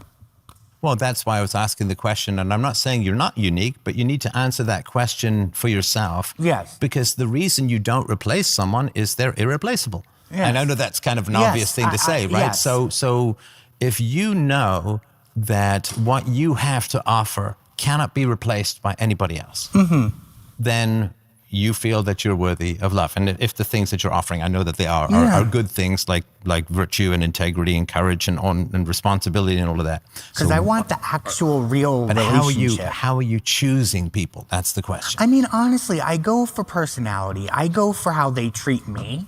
And if they treat me with common dignity and respect and gratitude, I just be like, okay, I really like this person. I really want to get to know them. But I take it to slow to the point where the other person wants to be like, okay, let's fuck. No, bitch, I ain't friggin' ready. Like, I know I'm an adult. I know I'm in my 30s. But the thing is that things take time. Like, people need to respect themselves when they're in a relationship. Instead of 50-50, it's 100 on both sides. It has to be 100% on both sides. Because if it's not 100% on both sides, then the relationship won't work. You're not a psycho, right? No. But if you choose people I have based... bipolar. If you choose, so it sounds like you want to choose people based on moral standards. I mean, honestly, it's not that I want to do that, but it's like, I always had this fantasy, and I know it's stupid to say the word fantasy. It's not sleeping with 4 guys on a talk show, is it? No, okay. Screw that. I ain't on Jerry Springer, screw that shit. But the thing is that I just want what every person actually wants, you know, like to have a common actual relationship. And if I'm doing it the wrong way, then just tell me. Because I go for personality, I go for kindness, and I give you 3 strikes and you're out. Like, it's the end of the ball game. Like, leave me alone. If I cut you off, go off, lose my number, leave me the hell alone.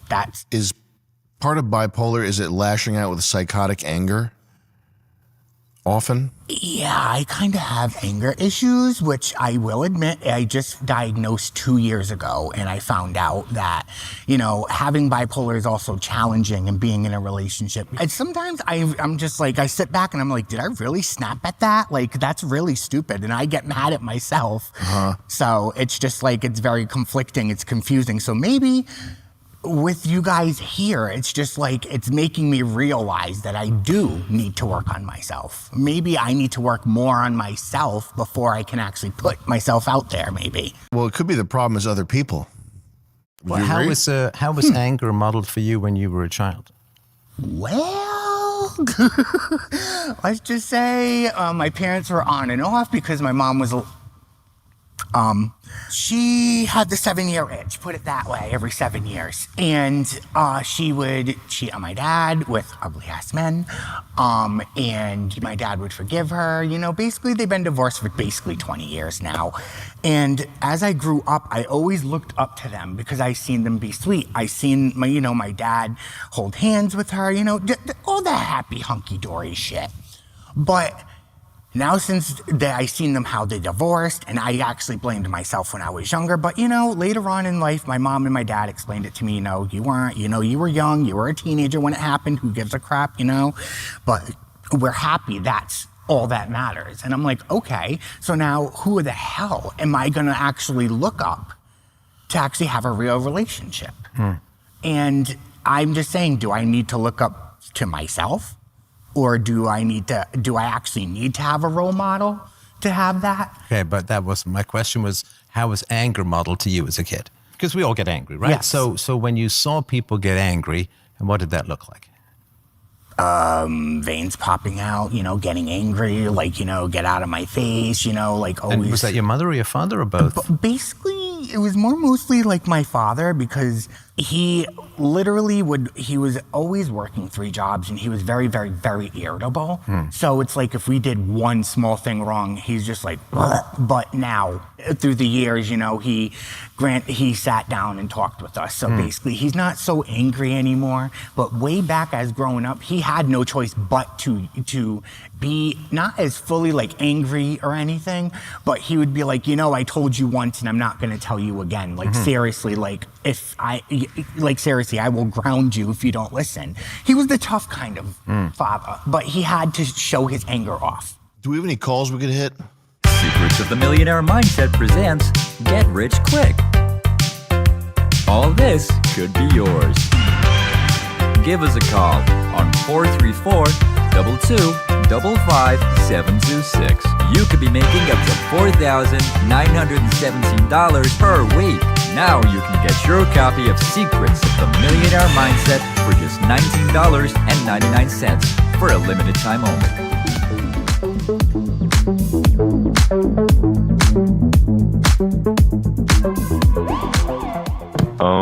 I think this advice is like really, really good. It's pretty simple. Just be normal. You don't have to do a bunch of weird shit and put game out on people. Just be normal. That usually helps. That's about it. Bye. That's actually really good advice. Yeah. Just be normal. I am normal. That's what I'm saying. But you have a temper. I do have a You're temper. normal I in a will way. admit that. I have. I'm nobody's friggin' normal nowadays. If we were watching a movie, One Flew Over the Cuckoo's Nest. If we were watching a movie like that, I would say this guy's normal. Yeah. But if it was in reality, as you guys can see and hear, whatever. This guy's a psychotic problem. Yeah, we got to get him out of the studio immediately. I do apologize. I really do. No, it's fine. No, it's not.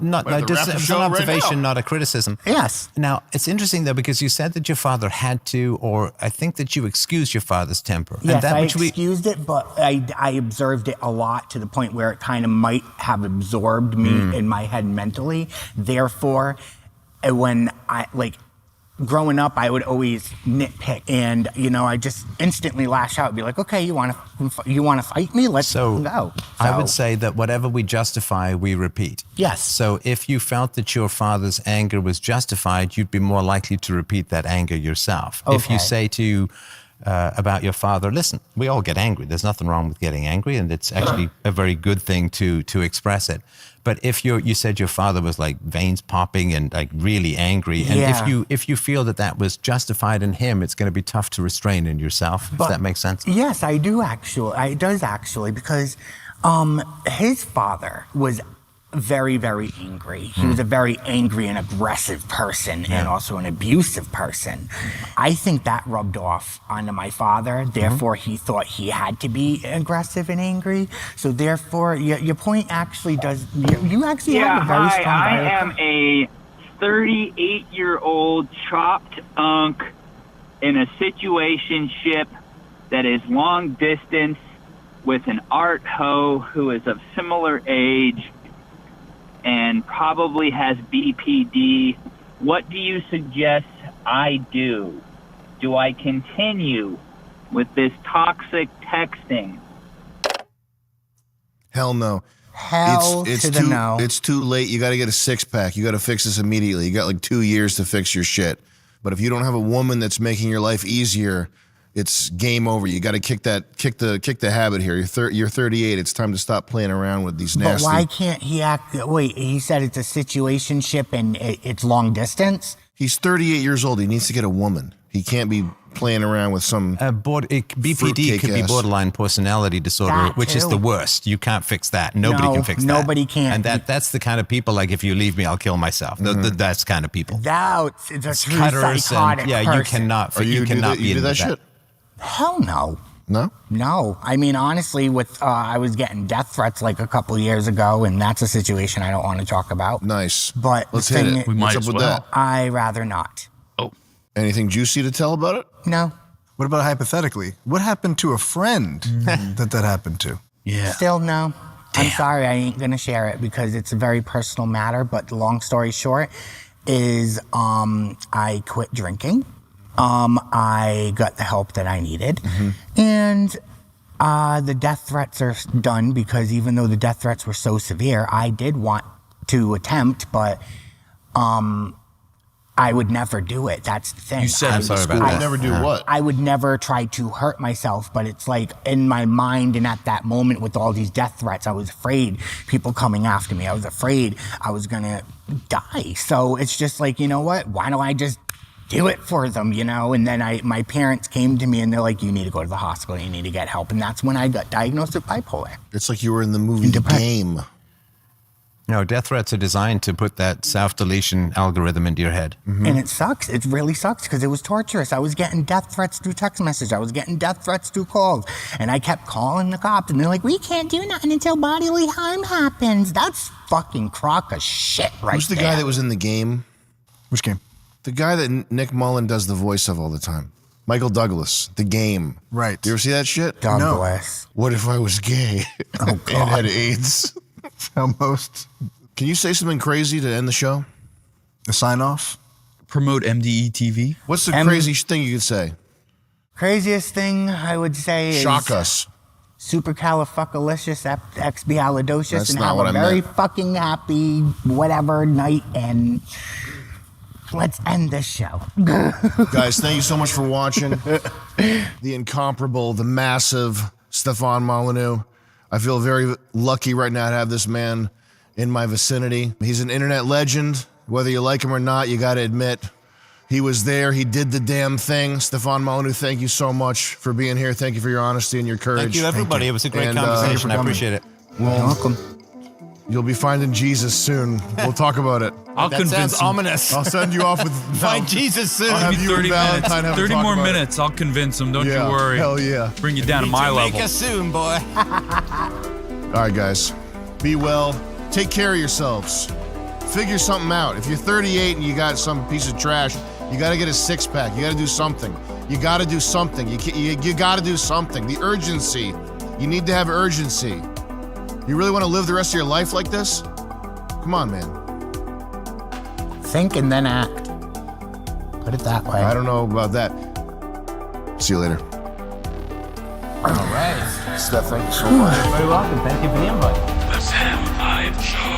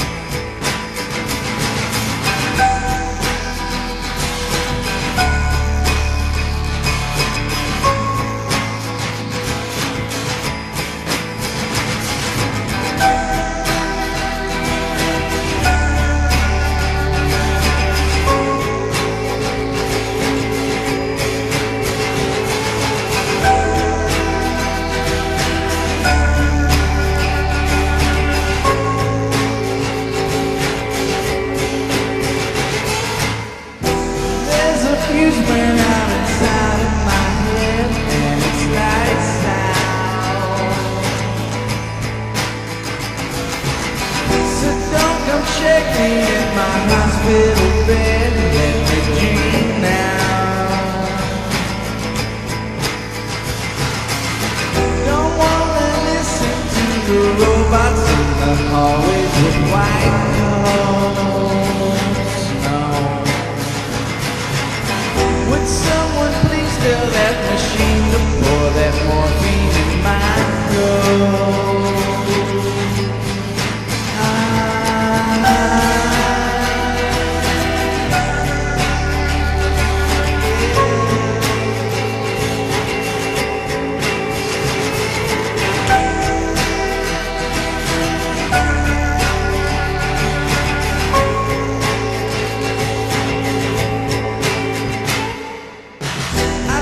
$2,000 in the water and made a wish now.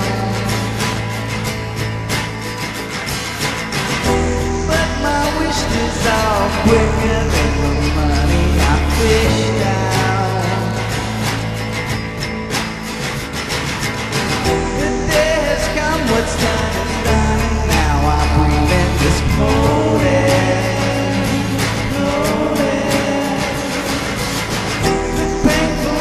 Blows through the trees and blows dead leaves into my head.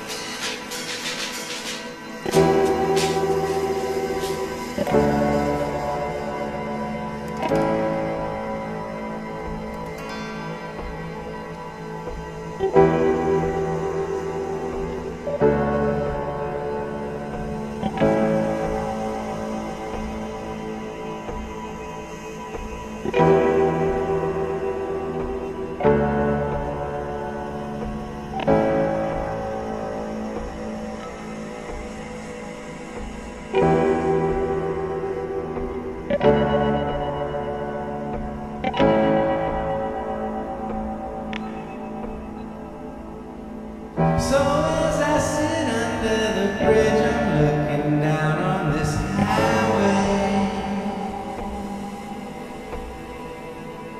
I see machines driven by robots who are driven by fixed pay. The moon is high up in the sky and it's all covered with cocaine. I put the moon rock in my pipe and I blast off with a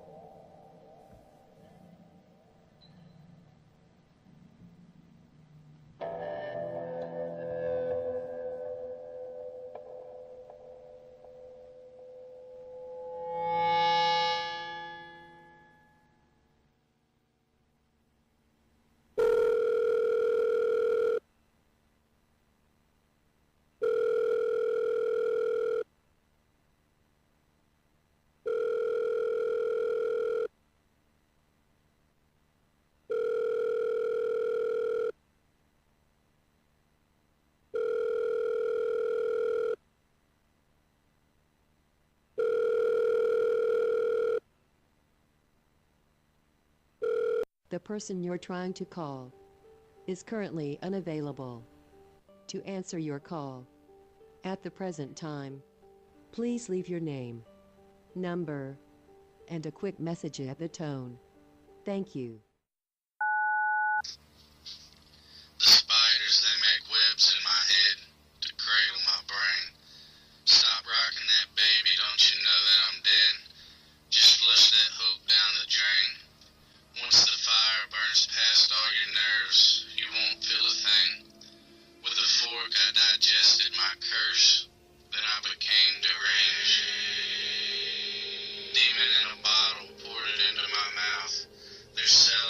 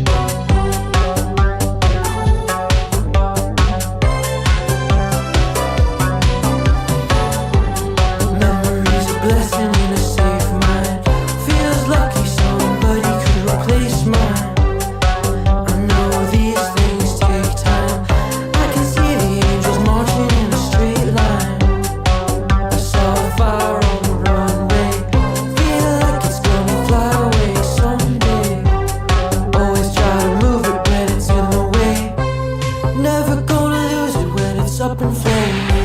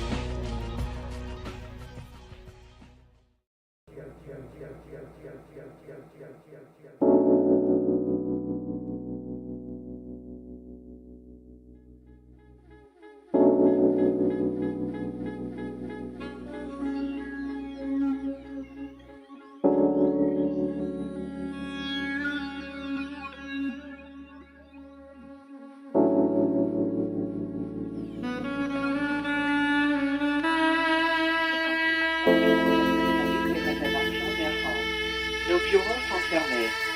Pour des renseignements enregistrés en anglais concernant la disponibilité de notre prochain vol Concorde, composez le 9. Pour des informations enregistrées en anglais sur les arrivées et les départs de nos vols de et vers les États-Unis, composez le 1. Pour des informations enregistrées en anglais sur nos tarifs promotionnels.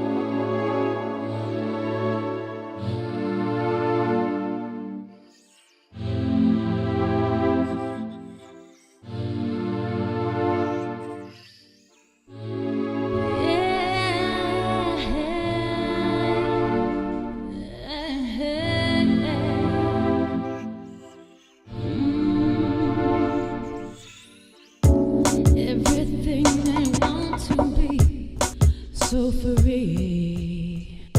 Everything you want to, so need. And everything you want to be, I'm here for you, baby.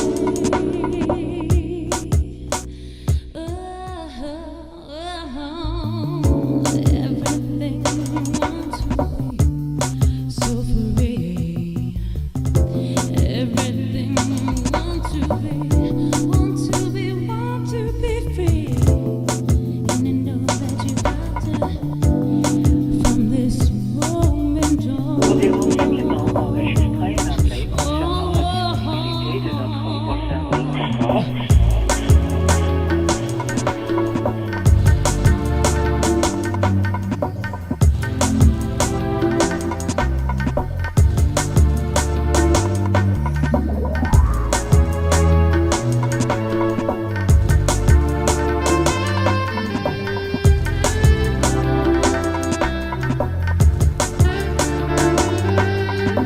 Pour des renseignements enregistrés en anglais concernant la disponibilité de notre prochain vol Concorde,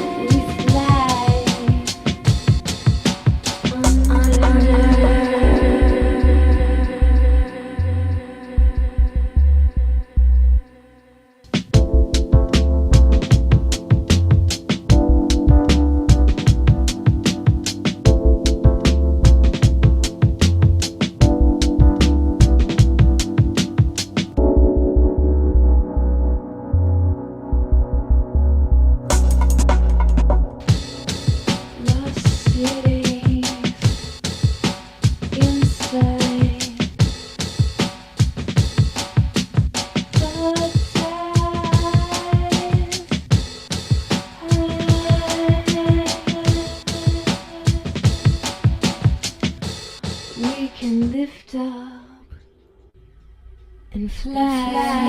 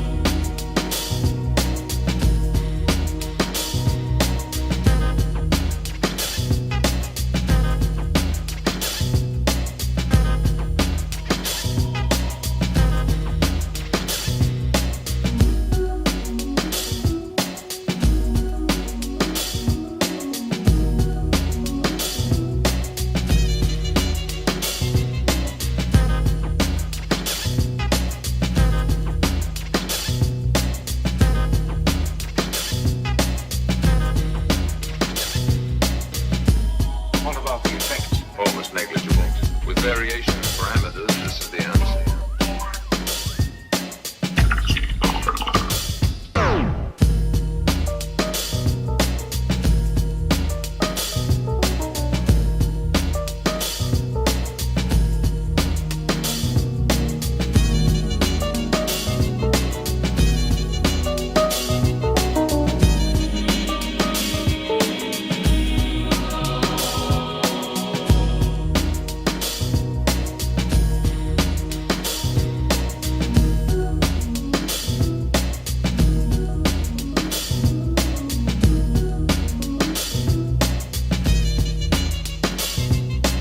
Energy.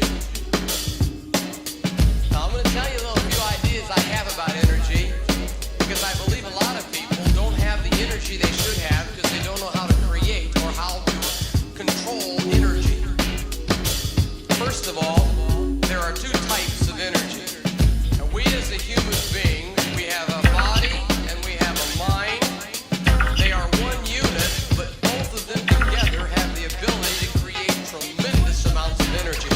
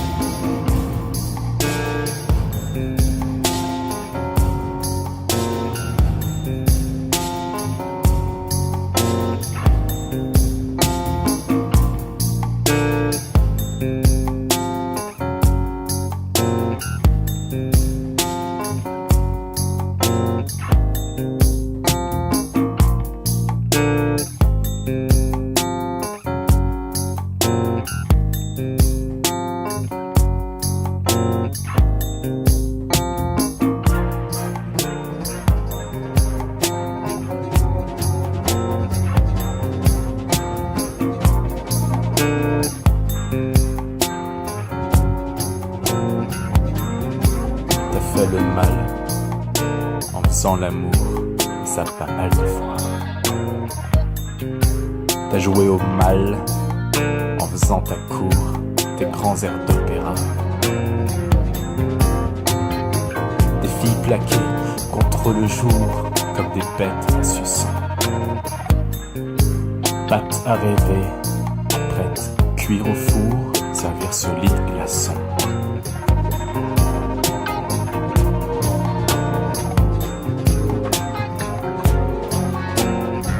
Et y a des matins paniqués.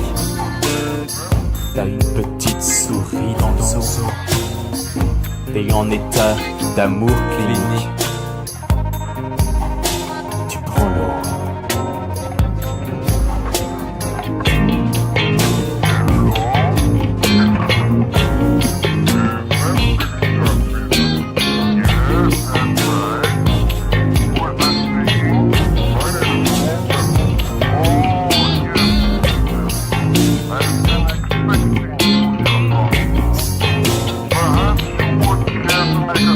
Elles t'ont demandé, avec des larmes, de les garder un peu. Tu les as passées par les armes, histoire de chercher mieux. T'as quand même pris des vestes en or et des bûches dans les dents.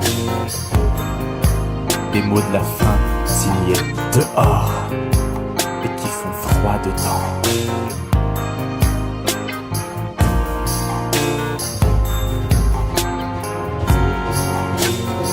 Maintenant tu traînes à la dérive, écrou luisant, plein de plis d'éponge, à bouffer tout ce qu'a âme qui vive.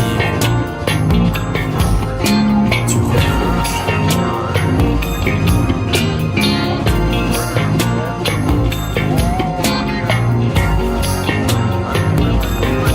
Il s'est assez de faire le tour des pôles, de faire le tour de tous les bassins à se souper, de ses épaules se reposer sur un banc d'oursin où c'est assez, de faire des rondes de queue de gens auprès de l'île de Saint, faut s'arrêter, briser la glace, voir le soleil, l'orque polar.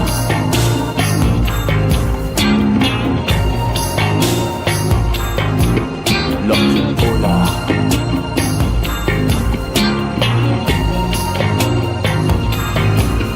L'orque polar.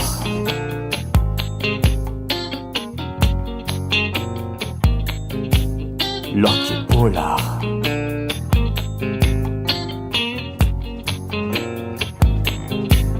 L'orque polar.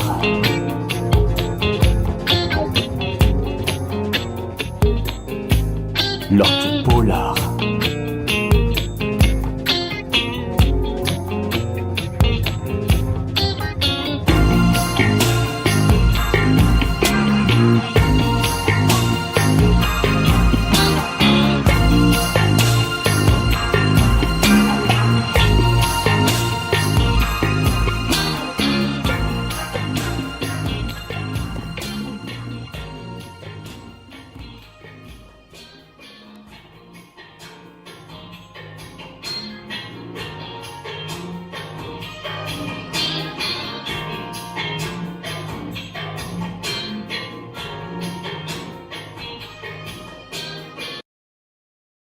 How are you, Alex? I'm good, Rick. How are you? Good to see you. Nice to see you, too. Nice to finally meet you. Yes. After all these years. Okay, so if I say to you, I'm just going to get right into this. Sure. What is the Alex Lifeson chord? Do you know what I'm talking about if I say that? Yeah.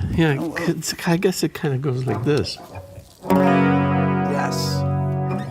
Okay, isn't it interesting that people actually call it that? Yeah, it is. It is. I mean, somebody else must have played it before me. That's the first place I heard it. I heard it on the radio on WCMF when I heard Xanadu. I heard that chord, and I was like, what is that? It just blew me away. And I mean, I had to go figure it out. I was like, I have no idea what that is. F sharp suspended fourth, or I don't know. It's something like F sharp 7 sus 4. Okay. That's exactly what it is.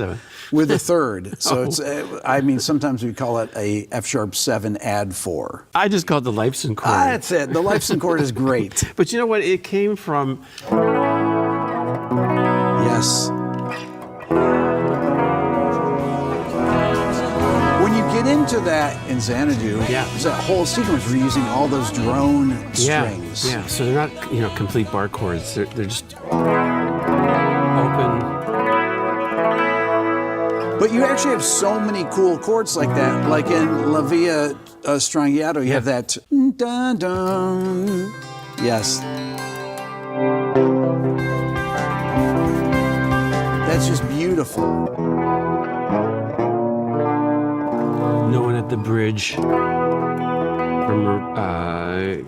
Crest of Steel. How did that chord go? I'm going to ask you the same question I asked Getty, my first question. So you're going to embark on this tour and everything. Yes. You have all these songs. How many of the songs do you remember how to play right off the bat, not having played them in 10 years? Yeah. I played pretty consistently over that time. Did the Envy of None projects that were really a lot of fun. Very different guitar approach to those. But when we started really getting serious about going back to the Rush material, I kind of forgot how hard they were, because really I never thought of them as being that difficult. They were just natural for me. I know when I'm coming up with stuff, I often take the easiest route that sounds the most difficult, and I think a lot of guitarists do that. Yeah. I've listened to guitar players and I think, how, like Adam Jones, for example, how does he play that? And then you kind of figure it out, or he shows you if you're lucky enough. Yeah. And you go, oh my God, that's way simpler than I thought. Yet it sounds really complex. Despite trying to make it easy, it was a real learning curve. You rely on muscle memory for Do you a ever lot go of back and look at videos of you playing live to see what you're doing? I have. I have done. Yes, I have. Yeah. YouTube's good for that, actually. I guess they have lots of stuff on YouTube. They do have a few things on there. Yeah, it's kind of cheating, I guess, if you actually wrote the thing. But yeah, I might have checked. You have probably, 15 guitars, 20 guitars or so that you're going to be touring with, something like that. Yeah. This particular guitar, you picked out of there. You could have picked any guitar. Yeah. Why did you pick that guitar? This has been my go-to for a lot of the stuff that requires a nice, big, solid Les Paul sound. It's a custom shop Tobacco Sunburst 1960 reissue. I have vintage guitars. In my case, the stuff that I bought new in the 70s are now vintage guitars anyways. Yeah. But I do have some stuff from the 50s, and I have a 58 ES335, which is quite awesome. And I've had some Les Pauls, but I've always believed that the new stuff is great. It's new, and they're tools, and you make them sound like you want them to sound. Yes. So I've never been sort of precious about vintage stuff like Getty is, for example. I think he's a collector. He's a collector of a lot of different things, but a lot of his bass collection is all vintage stuff. This guitar, I think, sounds awesome. Sounds and great. They do such great work at the custom shop. Kurt Hammett got me one of the greenies, and it's amazing the work they did on it. It looks so authentic, and that thing sounds great. I mean, these guitars all sound really, really, really good. Yeah. So this is the one that sounds great, and I've been playing it a lot. It feels good. So that's the one I went to. When you were writing new songs for different records, like when you got your double neck and stuff like that, did you get the double neck to write new music with, or because you had to play them live, or like how did that work exactly? Well, the double neck, there's no way I got that to write songs on. That guitar is so heavy. Yeah. Its purpose is two songs, Something for Nothing